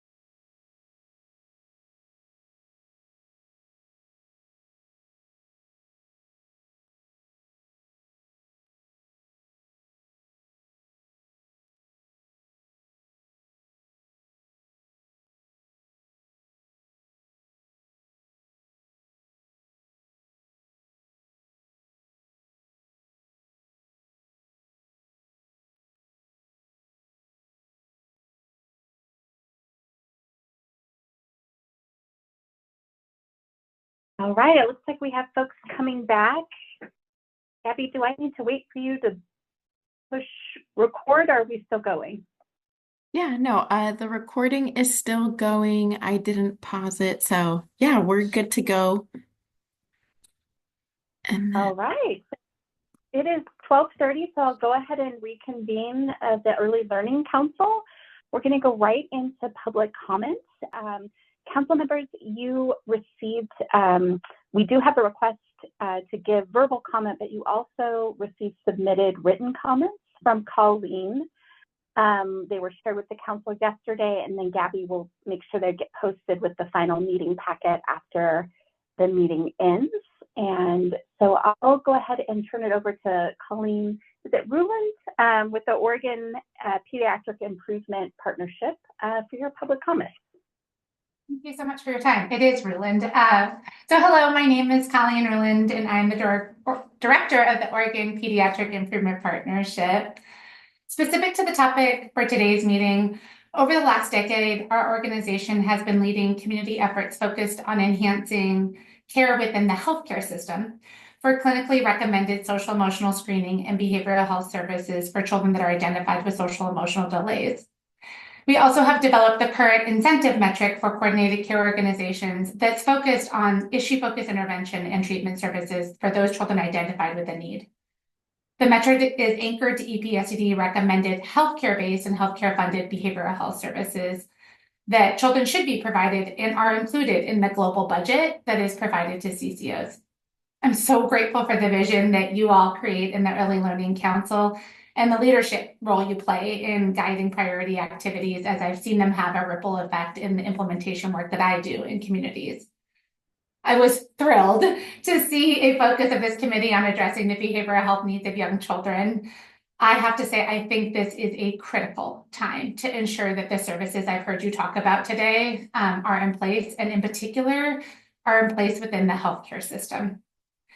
As the Early Learning Council considers your role, I think it's time sensitive and essential that you provide direction and vision for how the healthcare system can enhance their behavioral health services, particularly for children in coordinated care organizations. Here's why. CCOs cover nearly 2 in 5 children in the state. So if we can impact that, I've consistently and persistently seen that it impacts care for all children. Secondly, as you guys expand a number of the efforts that I see in the Raise Up Oregon vision, like early learning supports, infant mental health consultation in early learning settings, reducing preschool expulsions, those community-based agencies are going to identify children that need healthcare-based intervention and treatment services. So it needs to be part of the mix. So based on the research that we've been doing, where are we now? Well, the data is clear that we need to increase in quality and access to services for children for which a budget has already gone out to coordinated care organizations. So despite having insurance and despite having coverage, most CCO covered children do not receive clinically recommended healthcare-based services when issues are identified. This is true for even a subset of children we have identified as a priority. So I'll give you an example. In our state, we've been incentivizing assessments for children who are involved in the foster care system, a majority of which are birth to 5. And yet when we look at the data of those children who got that assessment, a majority of them don't actually then end up receiving services to address the delays identified in the assessment. This is why we made the 2025 incentive metric focused on services, not screening, because we need to focus on that improvement. But I have to say that I don't think that the incentive metric and the current technical assistance provided is enough alone to transform the system. CCOs have asked for statewide partnership and support as they aim to achieve improved services, as they know they're not responsible solely for enhancing a quality workforce that they can contract, but they know they play a critical role. So the 5 recommendations I would have for you as a council to consider are: 1, identify how your partner agencies can provide coordinated care organizations with a more comprehensive summary of birth to 5 evidence-based services and links for how they may support training. 2, support statewide efforts to increase the behavioral health workforce within the healthcare system that serves young children. This should be targeted in particular to primary care clinics because we know that 90% of parents park their car seats and access healthcare through primary care. So it's a great place to actually think about where would we put the behavioral health where the car seats are. 3, you could help elevate the need for and support detailed and tailored technical assistance to CCOs in their communities about how they can enhance their network contracting and payment processes. This should be led by subject matter experts about healthcare-based birth to 5 behavioral health services. 4, you could elevate the need for and support CCOs in enhancing their network of contracted providers by supporting eligible community and early learning providers to be CCO contracted providers and be able to bill Medicaid. And then lastly, as OHA moves forward at some point with the CCO procurement for CCO 3.0, it would be really valuable to have some input and guidance to the Oregon Health Authority on how they could outline more specific requirements and strategies that'll ensure that the global budget that they receive for birth to 5 results in services for the birth to 5 population. Thank you so much for your time and the important work that you've done. I've been watching this meeting and it's a lot of amazing content, and I'm just so incredibly grateful to be in a state that has an early learning council, and I appreciate the time to share. Thank you, Colleen. I loved your comments and the specificity on action items. I think is so helpful for council members to get that direct feedback. So thank you so much for sharing that and taking the time to be with us today. And Liz, I just want to flag for the record that Colleen also submitted written testimony, and that'll be posted on the website, likely by the end of the day today, if not at the latest tomorrow, with the final meeting packet from today's meeting. Fantastic. Thanks, Gabby. Okay, we're going to transition into an update from Director Chatterjee, who is going to just give us a brief update.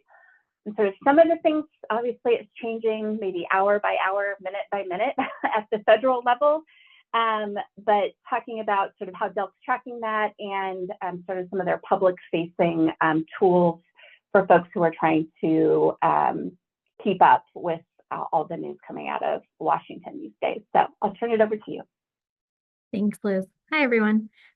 So my update will be quick. I wanted to flag a few things. So we have established an internal incident response team that is really looking at tracking all of the varying changes and directives, executive orders coming out of the federal administration, and making sure we have the right infrastructure internally to conduct the appropriate analysis and sort of assess risk, and what some of those directives or recommendations might mean for DELC operations and for the children and families that we serve.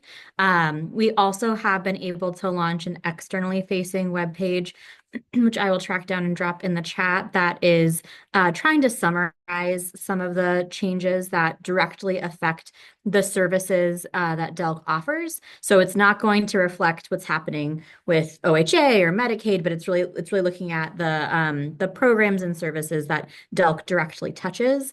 I also wanted to remind that with Head Start, DELC does not actually receive the Head Start funds. They go directly to the federal Head Start grantees. And so that being said, obviously there's a lot of deep integration between Head Start and Oregon Prenatal to Kindergarten, and we're working very closely with the Oregon Head Start Association, with Head Start directors directly, in order to be able to sort of assess what they're experiencing and be able to sort of track those implications at a policy level when we think about access to services across the state. At this time, we do not have all of our Head Start programs are currently operating or are planned to continue operating. We are assessing the risk of any Head Start programs that may close before the end of the program for lack of receiving their full federal award amount. We're also supporting coordination efforts with the legislature and the governor's office and congressional delegation if anybody is at risk of losing funding or not having sufficient funds to continue operations. And we're continuing to keep folks apprised as we learn of any new conditions on CCDF. But at this time, we're able to draw down our funding, get reimbursed as we have before. There are some new parameters around sort of justifying spending, but that has not resulted in any delays. So right now, it's a lot of analysis, preparation, trying to be as eyes wide open as we can, but we're not seeing the direct effects on our services. I think what we're seeing are sort of the secondary effects of the closure of the Region 10 offices of Head Start and Office of Child Care. That's where we would receive TA. That's who would keep us apprised of federal funding for Head Start. That, of course, is also where the monitoring for Head Start occurs, which supports our OPK programming.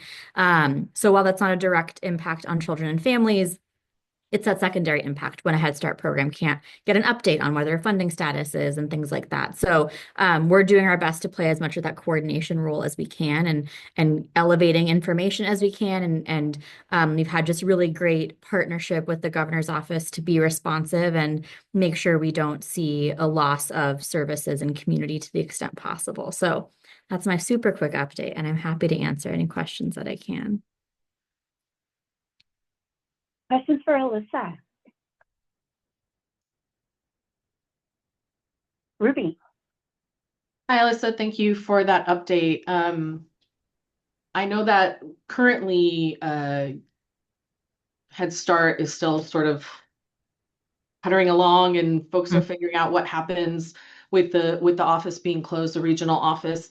But knowing that currently, I mean, it's alarmist, right? And it might not happen, but there is no budget. And the president does not have Head Start in its budget. And I know that communities are starting to make secondary plans about how they address this. If this were to be the reality next year, there's no funding for Head Start. What does that mean for communities? And just wondering if you all are tracking or know, I think most of us probably heard the potential closure of the Southern Oregon Head Start that had 27 locations, right? And that didn't happen, but also hearing from communities in that region that they are making plans that, are not ideal plans, right? Not licensed folks, not well-trained folks, but the things that people do when they need childcare. So just curious if you're hearing from folks, if there's compilation of that data, if, if there's a mechanism for tracking what those efforts look like across the state. Yeah, our first goal was to assess risk of closure based on the availability of federal funds. So we've been able to kind of complete that analysis with the Head Start directors over the last couple of weeks. And now we're kind of shifting to that next phase of as Head Start programs engage their policy boards, their policy councils and their governing boards to be able to understand and track for ourselves what adjustments they should be making.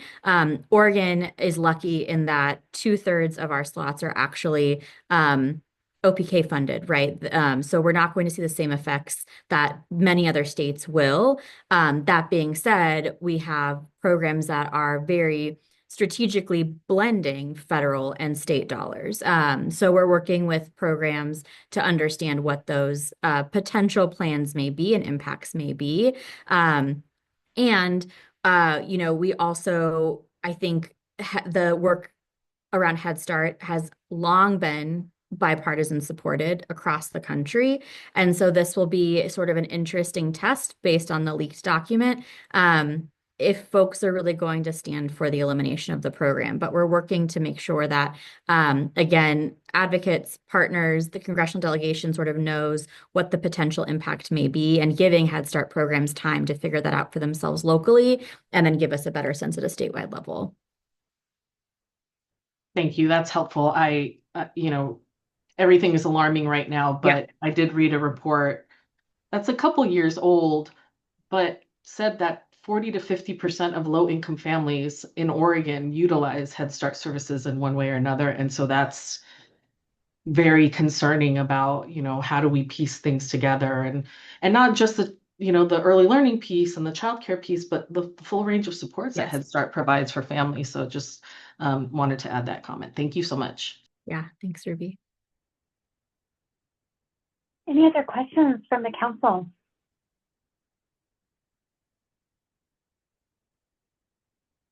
Thanks, Alyssa. Thank you. Okay, we're clicking right along, and so we're going to move into rulemaking.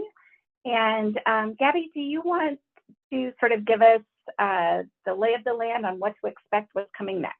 Yeah, so just wanted to share that today, Council, you'll receive a briefing on a employment-related daycare rule set, and then you'll also hear from Mady, who joined us, I believe, last month, and you will all be voting on the rule sets to adopt the Baby Promise Program manual, I believe. Is that right, Mady? Great. And I know Jen is actually transitioning from a training, so I'm going to go ahead and start with you, Mady, and let's just go through your slides. We'll do the vote, and then once Jen joins, we can go through the briefing. Give me one sec to pull up the slides. While she's pulling those up, I'll just say hi. I'm Mady Rosengarten. My pronouns are she, her. I manage the Baby Promise program at DELC, and I'm so glad to be with you again. I also wanted to say thank you for this morning's panels on early childhood mental health. It was really great to hear about what's happening in Oregon and connect some dots with everything that John Reeves had to say. I wanted to tell you that, and I loved the sauce analogy. Thank you. I had one about raising all boats, but sauce is way much more delicious. And I've been going on site visits, and I went to a site visit in rural Oregon and witnessed myself, a in-home provider, do a brilliant job of navigating what I would call an infant toddler mental health situation. And so I want to say that while there may be pots on the stove where you can still see the ingredients, some of the sauce is getting out of the kitchen. And I just wanted to make sure and say that because I know it's hard to see probably from where you are, but I'm seeing it, and it's really great. Our Baby Promise early educators are required to take their 0 to 3 critical competencies, and the CCR&R staff that provide that also are engaged in the pyramid model, and they roll that out in their work. And next week, our infant toddler specialists and inclusion staff from the CCRs are meeting together in person. So all of this cooking is providing sauce that is getting to children, and I actually saw it with my own eyes. And so, yay! I'm really excited about that. So thank you, and you can go to the next slide. So there are two. Today we're presenting 2 rules for your vote for Baby Promise. One rule pertains to administration and one to provider eligibility. There are 2 documents for Baby Promise, 2 guidance documents, and both have been amended for the 25-27 biennium. And you can go to the next slide.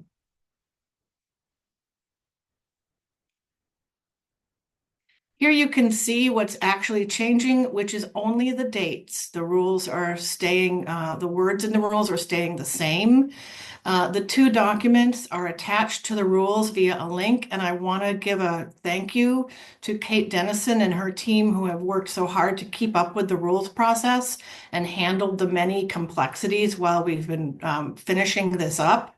And if you get a chance to look at the 2 manuals, if you get a chance to see them, I hope you do. They are beautifully done, and I want to thank Kate Gonzalez and the communications team who created 2 really high-quality, professional-looking documents that I am so proud DELC is going to send to our grantees and to our providers.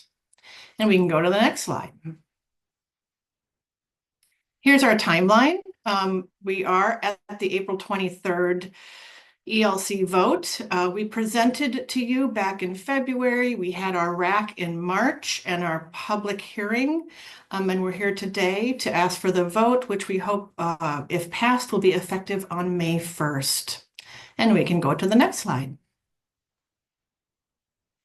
These are the members of the RAC that we held on March 18th.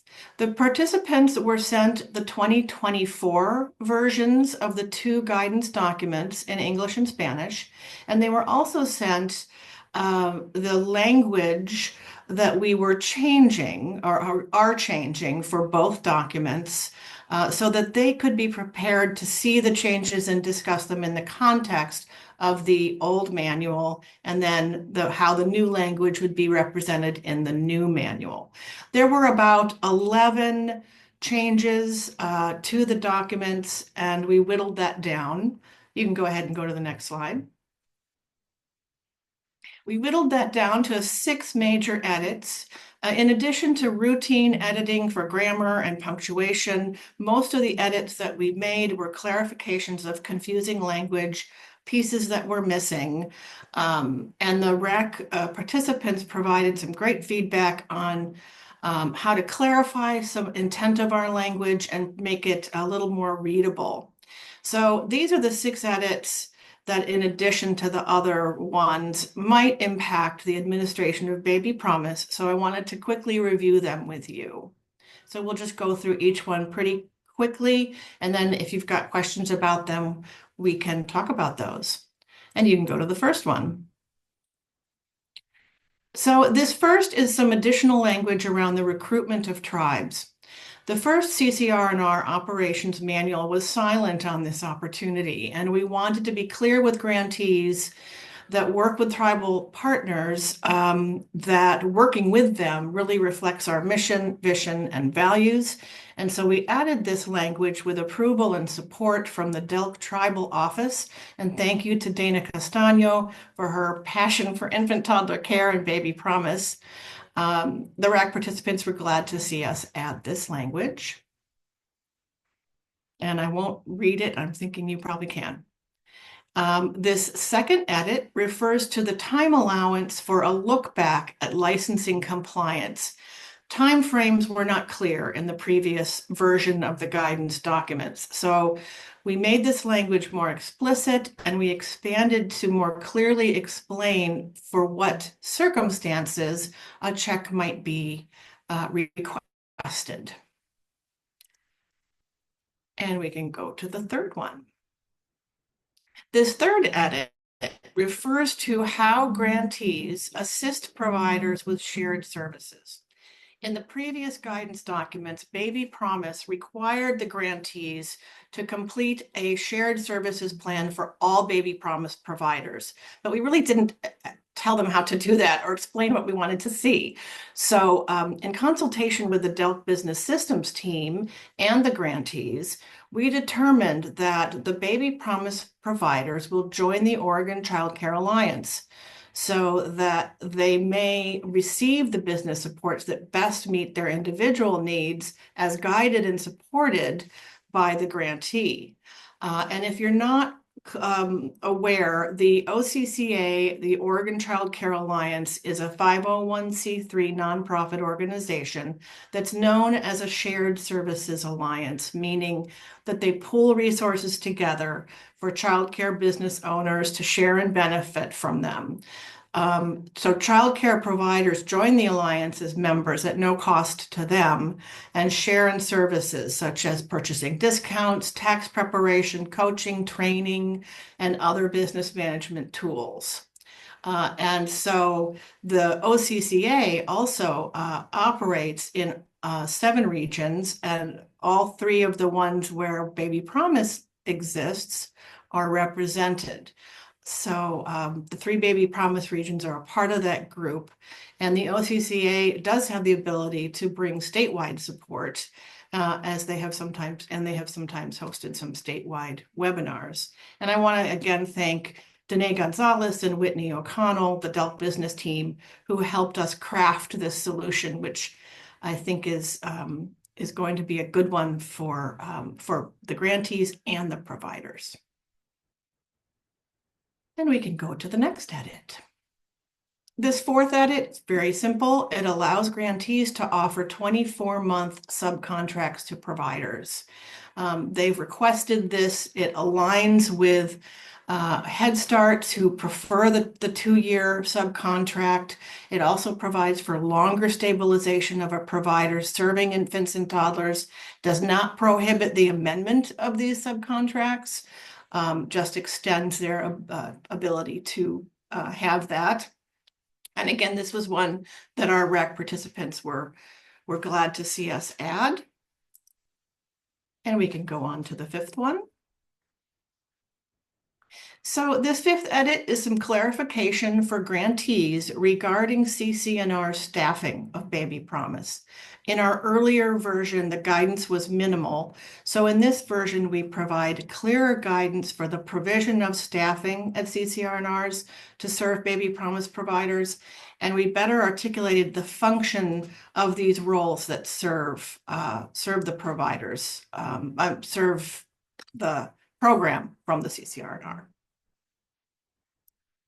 And then there's one more. And this is the final edit I wanted to share with you. It's the job title change for grantee staff whom we are calling infant toddler coaches. In the 2024 versions of the operations manual for CC&Rs, the staffing position was titled infant toddler specialist, and we have those across the state.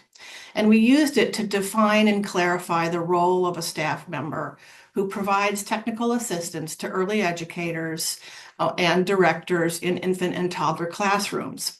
It's, as I said, it's still used across the state in regions that don't serve Baby Promise. As the workforce of infant toddler specialists has grown and deepened, the definition of their work has grown to include coaching as part of their skill set. So we're adding the word coach to these positions for Baby Promise, and this allows us to work towards providing more professional development with coaching models and to help clarify the roles and functions of Baby Promise staff in CC&Rs.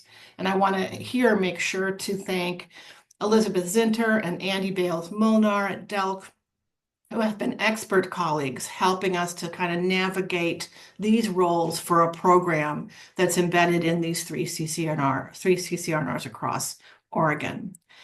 This change does not negatively impact pay differentials for CC&Rs, and for those whose backbone is a community college, it offers them a little more flexibility depending on how they choose to organize their staffing. And that is the last edit. I do want to provide you a little enrollment update since I saw you in February, but before I just comment on that, are there any questions about those edits? Any questions for Mady?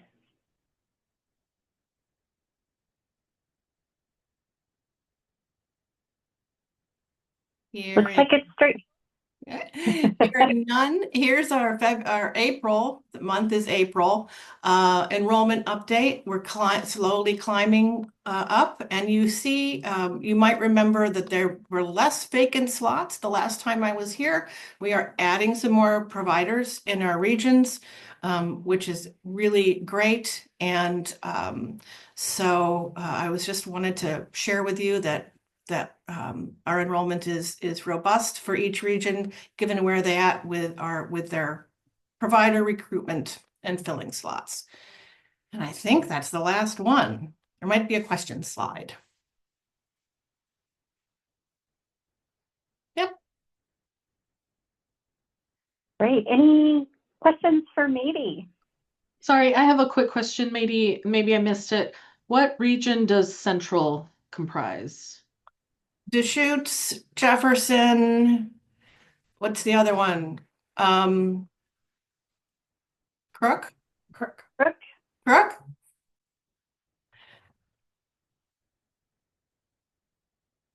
Good question. Great question. Any other questions? If not, Robin, would you be willing to make the motion on the rules? Yes, I move to adopt the proposed rules dated April 23rd, 2025, that adopt Oregon Administrative Rules 414 480-0015 and 414-480-0035. Is there a second? I'll second. It's Ruby. Okay, it's been moved and seconded. All those in favor, let's raise your hands or thumbs up. Any opposed? Okay, the motion passes. All right, and we're gonna go. Thank you so much, Mady, by the way. That was a delight to see you and hear about those babies getting access to care.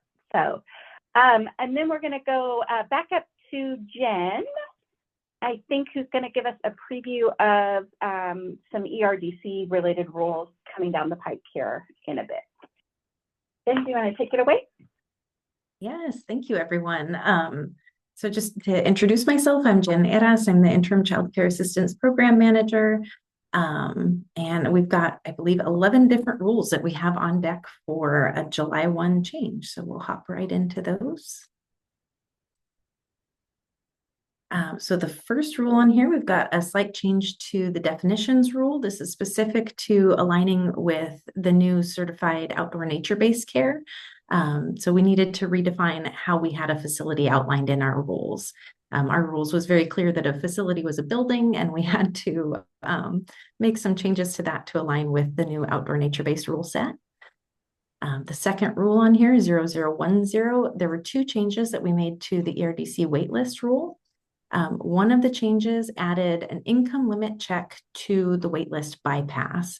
So we're not changing any of the waitlist bypass reasons, but there is an additional check to see if families are under the initial income limit for the ERDC program. And then the second change is to add a way to remove families from the waitlist, because the current language in the OAR, the only way to remove a family from the waitlist is to invite them off to apply for benefits. The OAR was written with the idea that a waitlist would not be implemented for longer term, and we needed to make some changes to be able to manage that waitlist better in the future. For the last one on this screen, 0020, this is about general eligibility requirements. And several of the rules that you'll see on this are going to be related to this expansion for child welfare involved families. But this was from the 23 legislative session, House Bill, 2683, I believe, if I got that correct, where it expanded ERDC for, sorry, there's some construction noise happening in the building today, but it expanded ERDC for families who are connected with child welfare or at risk of being connected with child welfare. So this is the first round of changes from that House bill. The second round is set to take place July 2027. But for this one, we're focusing on the expanded child welfare. So what this does under general eligibility requirements is it meets that new statutory language that says that the families identified in this population don't have to meet the income requirements or the participation requirements for ERDC. So for ERDC, that's participating in employment or education. So those two pieces are essentially waived for this population. And then if you want to go to the next slide. So there's a little bit more, again, about expanded child welfare here in the first rule here, 0023. Because the families don't have to meet those participation requirements, we had to add some language in to say how they're going to qualify for childcare hours. So essentially, it's very similar to what we did for TANF families, where anyone who comes through the door gets that base part-time authorization. We say 20 hours a week here, but once you add travel time, it's actually up to about 25 hours a week is what they qualify for. And then it also explains the same reasons. If they're participating, if there's an additional childcare need beyond that part-time slot, then it adds in that ability to increase those hours. For 0024, this one is actually not related to the child welfare expansion. So if you remember one of the more recent rule sets, we added in some verification requirements, which had been missed in the first round of bringing the rule set over from ODHS. And so this is just some additional kind of alignment and correction or refining of that rule set. So we had pieces in here for the categorical or categorically eligible groups, which right now is TANF, but as of July 1st, will also include those child welfare populations, where self-attestation is allowed as a valid way of verifying certain aspects. The one thing that can't be self-attested with this group is for a medical or non-medical exemption to immunization status. And then the additional piece we added in that self-attestation for the childcare need or those childcare hours and also income. And 0025 is where we're folding in the expanded population for child welfare into that group of categorically eligible, which categorically eligible, it's just a simplified application process is what we're looking at, or a simplified set of eligibility criteria for these groups. And we'll pop to the next slide. For 0040, this one was pretty simple in saying that for the expanded child welfare populations, we're not counting their income, so none of their income is countable. And I thought I had seen a hand. I think I saw one too. It was Marie. Question on the last slide. Yeah, I did. Do you mind, Gabby, going back a slide? Just on that first one, explains more hours can be given if there's a valid reason expect. So is there an expectation of the provider to request more hours or? That is a typo. That's supposed to say accept. So the only reason, sorry for that, for the categorically eligible group, the only reason we can't increase hours if they're saying I need full-time hours because my childcare provider will only take a full-time slot. So that's the only reason. If they have other things that they're participating in, it could be volunteering at school, it could be medical appointments. There are a lot of different reasons and a lot of flexibility in why we can increase those hours, but it's just to increase them from above that part-time authorization. You cannot increase it if the provider is expecting full-time people only. We can't increase it if that's the only reason for it, is a provider saying I only take full-time, like I only. Is that an Oregon rule or is that a federal rule? It's not an Oregon rule. It's how the categorically eligible rule set was developed for the expansion to cover the TANF folks. So with that change of bringing TANF participants under the ERDC program, the previous childcare program that they had said that the families had to be participating essentially to get their hours. So they had to sign up for 30 hours of something per week in order to qualify for that. And we flipped it around kind of backwards and we said, it's really difficult for families to say that they're going to participate in something if they don't know where their child's going to be and if they don't have a plan for that. So we start out with that base of like, you can get the part-time authorization. And if you have a need for more hours, we can increase those.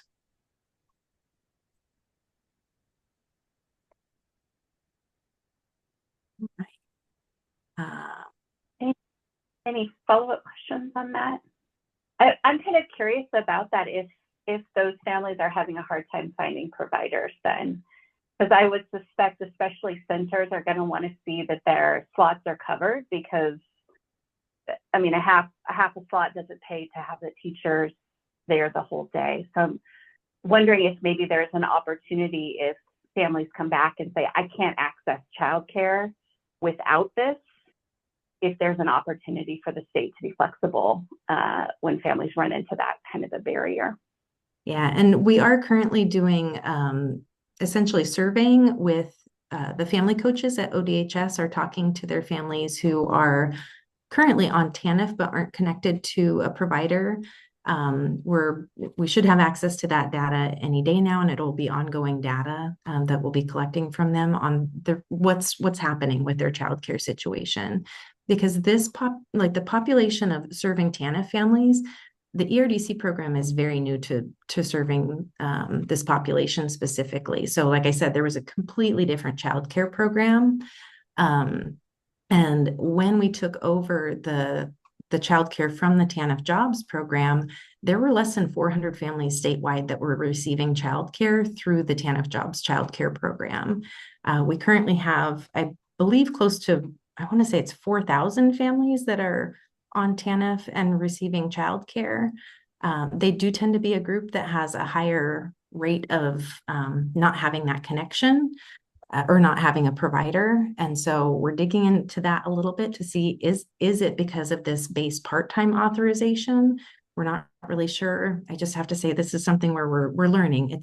I feel like we've made great headway in serving the population, but we still have a long way to go. And then also with that, I would love to just give full-time authorization, but that does come with a price tag that we would need funding for. And we are currently already projected to overspend next biennium's budgets. That would be another kind of consideration if we look at a policy shift. Well, I just have a follow-up. Yeah, I just wanted, I guess, Liz, to join what you were saying there. I mean, especially with rural ERDC reimbursement rates being less than our urban counterparts, that the less rate plus 20 hours per week, I'm sure for providers is a significant challenge to try and fill slots. So I'm glad you're looking into that. And I guess I would be curious when you feel like you'll have looked into it and maybe have some idea of what the reasoning is for the low enrollment. Absolutely.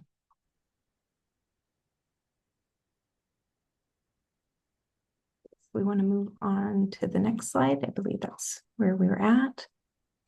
0040, so regarding prospective budgeting, I think I already mentioned this, but essentially for that expanded child welfare group, this just means that their income is not countable. So we had to put that in there in order to allow them to meet that requirement. 0051, the requirement to make a copay. So with this change, since we're folding this group in with that categorically eligible group, it means that they won't lose their ERDC eligibility at their renewal or their recertification date if they have an unpaid copay and they're part of this population. So we have in-house, I think we tend to refer to the populations that go through the regular ERDC eligibility process as standard ERDC. And standard ERDC, if there has been an unpaid copay, then at renewal, they would have received a notice as soon as it was reported, but then at renewal, they would receive a notice saying you need to pay the unpaid copay before we can renew your benefits. I will say, since we've had the changes to the copay structure, we see very few unpaid copays coming through in comparison to what they were prior to COVID. For 0060, reporting changes, this was primarily removing some outdated language. We had language in there about when changes become effective, like they essentially would become effective the same date they're reported. But with 12-month eligibility and the fact that we keep those benefit levels stable for at least 12 months, we don't always changes aren't always effective immediately. So things like a slight increase in income, that's not going to be effective until they reapply for benefits after their 12-month certification period is over. And next slide. 0075. Switching back to outdoor nature-based. So this is the next two, I believe, are for outdoor nature-based. So this is just specifically saying outdoor nature-based programs will be paid at the certified center rate. We didn't have a separate provider type for outdoor nature-based, but based on the licensing requirements, this was the group that made the most sense for them. For 0080, this outlines what rules do not apply to outdoor nature-based. So best way I can explain this is we don't expect them to carry a smoke detector around with them when they're outside. There are just certain rules that don't apply when there's no building to apply them to. For 0085, this is probably one of the more complicated rules that we have. But there are two different types of, I guess I would say, like sanctions for childcare providers.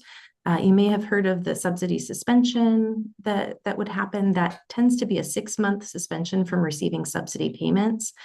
And then there's one called an intentional program violation. They come in from different routes. So intentional program violations come to us typically through fraud investigation.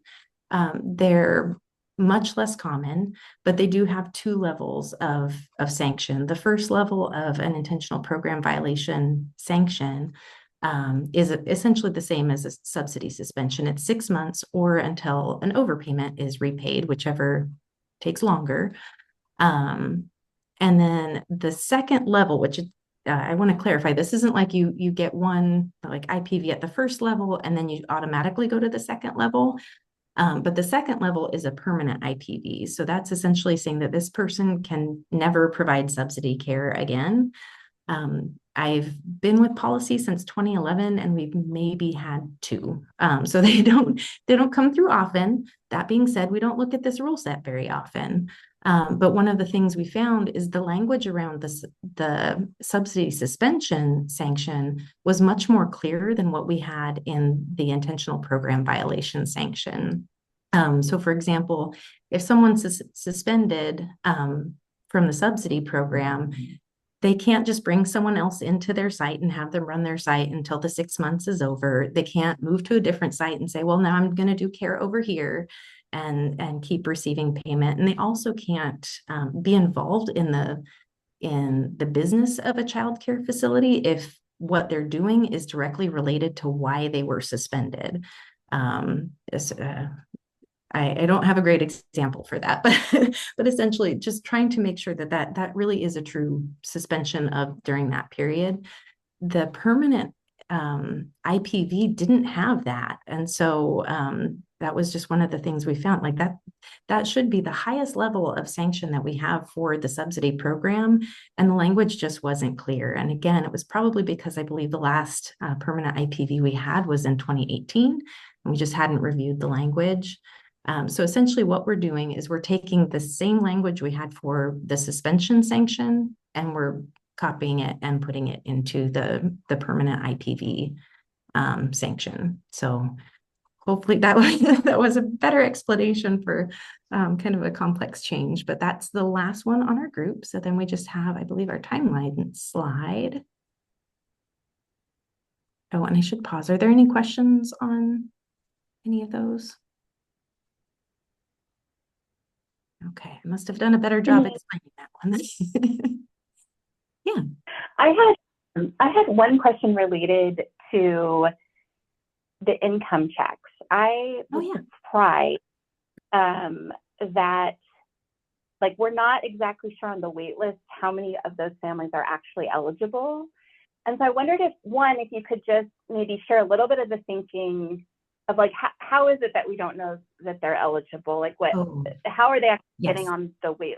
Because I was sort of under the impression they were coming in through the one system and that those eligibility checks were happening at ODHS and that or is it really that they're on long enough that maybe they've earned more income and we haven't done that look back to see if they're still eligible? Could you maybe speak to that if any of this will kind of change how sort of how accurate the wait list is in terms of actual families who will likely be eligible when I can. So the populations that are on the ERDC wait list, they have not gone through any eligibility determination at all. The main determination that we've made for the majority of them is, do you meet one of the bypasses? And if you don't meet a bypass, you're automatically placed on the wait list.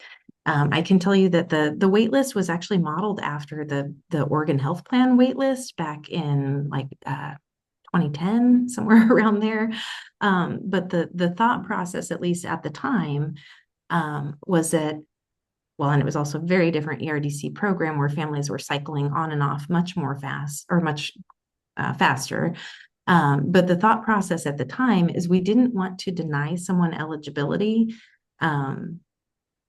or have them have to pass eligibility to get onto the wait list, because their situations could change so quickly that by the time we're selecting people off the wait list, they may they may have lower income. They may have a job where they didn't have a job before, or they may have had a baby and they didn't have one before. So that was a thought process. It was really just like we wanted to put everyone we could on that wait list, and then we would determine their eligibility once we had space to bring people on.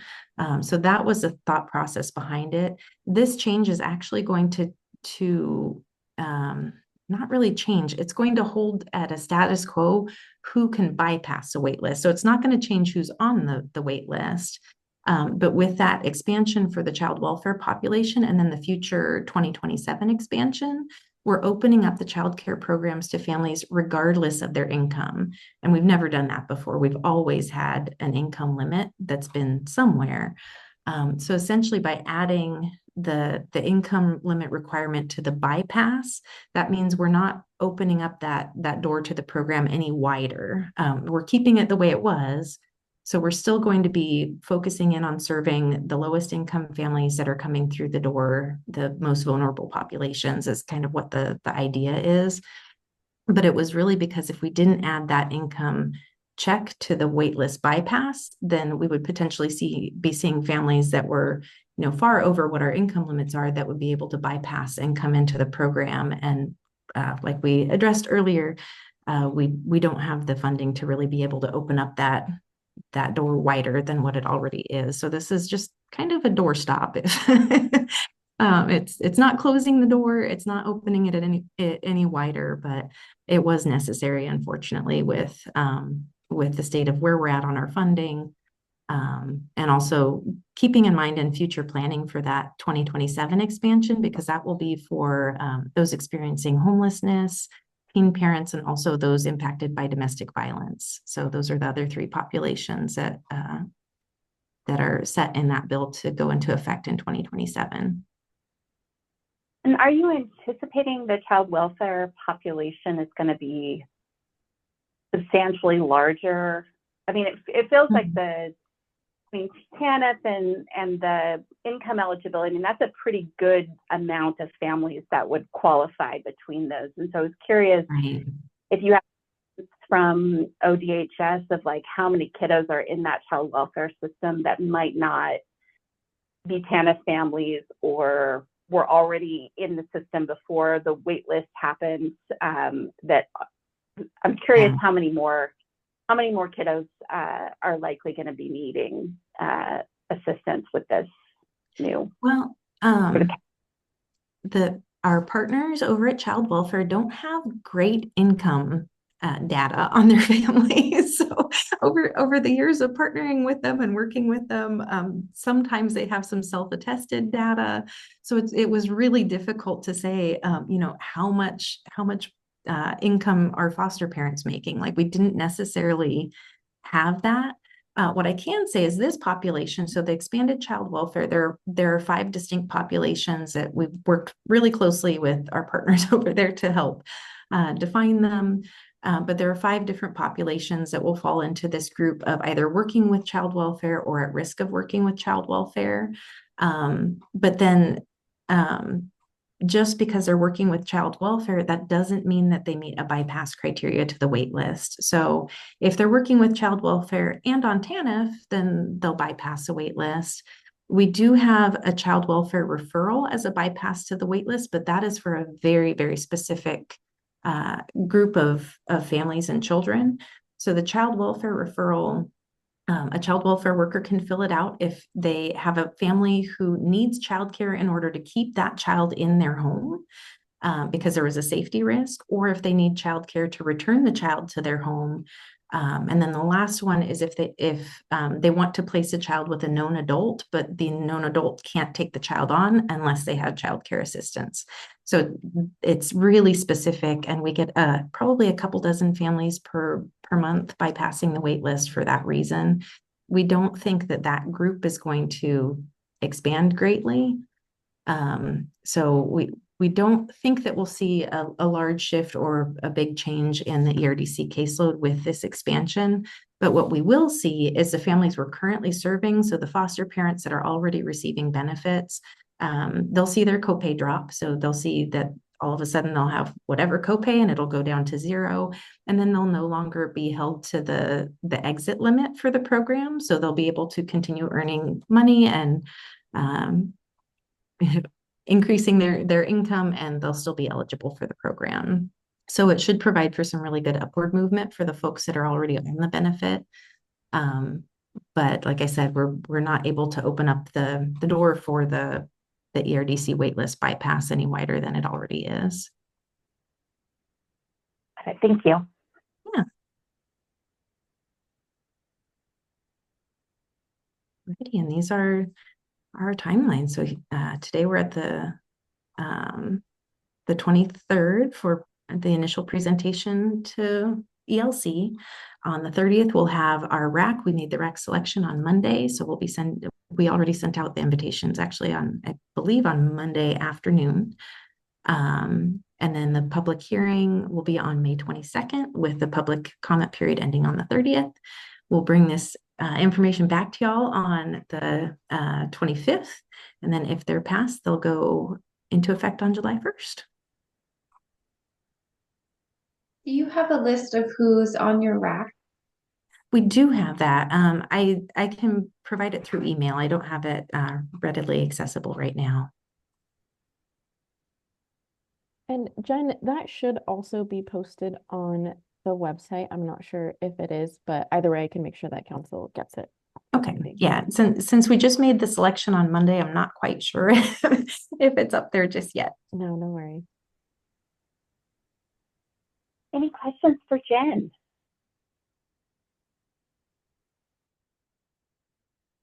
All right, we'll be looking forward to seeing you back in with the rule set. Thank you all. Have a good day. Thanks, Jen.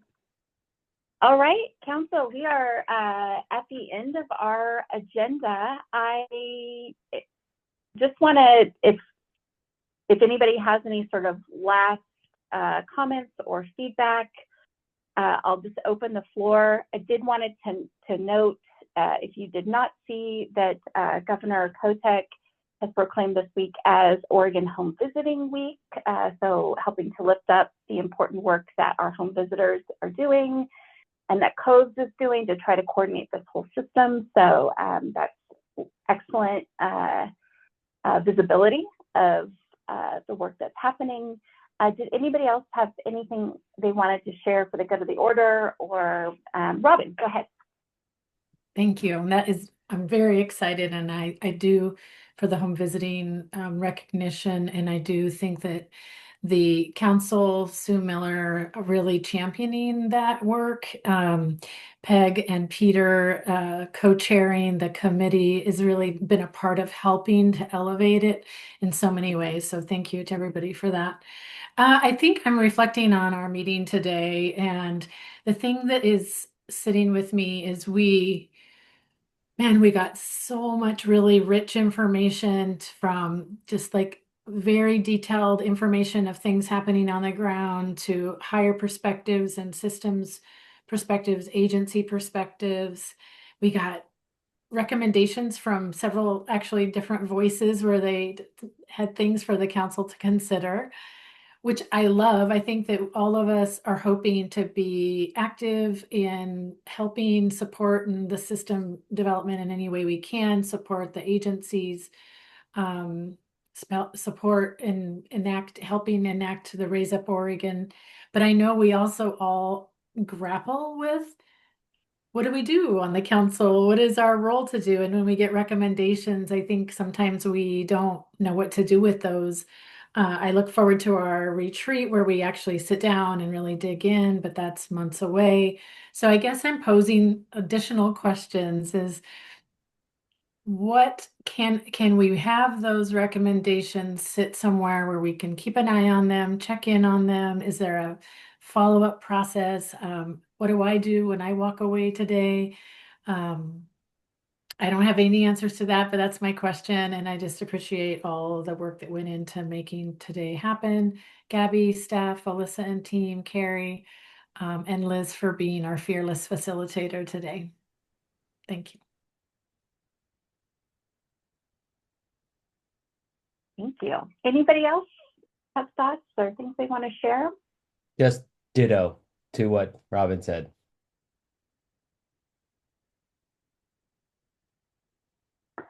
Excellent. Well, if there is nothing else that folks want to share, it is 1:30 and we will go ahead and wrap up early. All right, thanks guys. I'll adjourn the meeting. Great job, Liz. Thanks. Thanks, everybody. Thanks guys.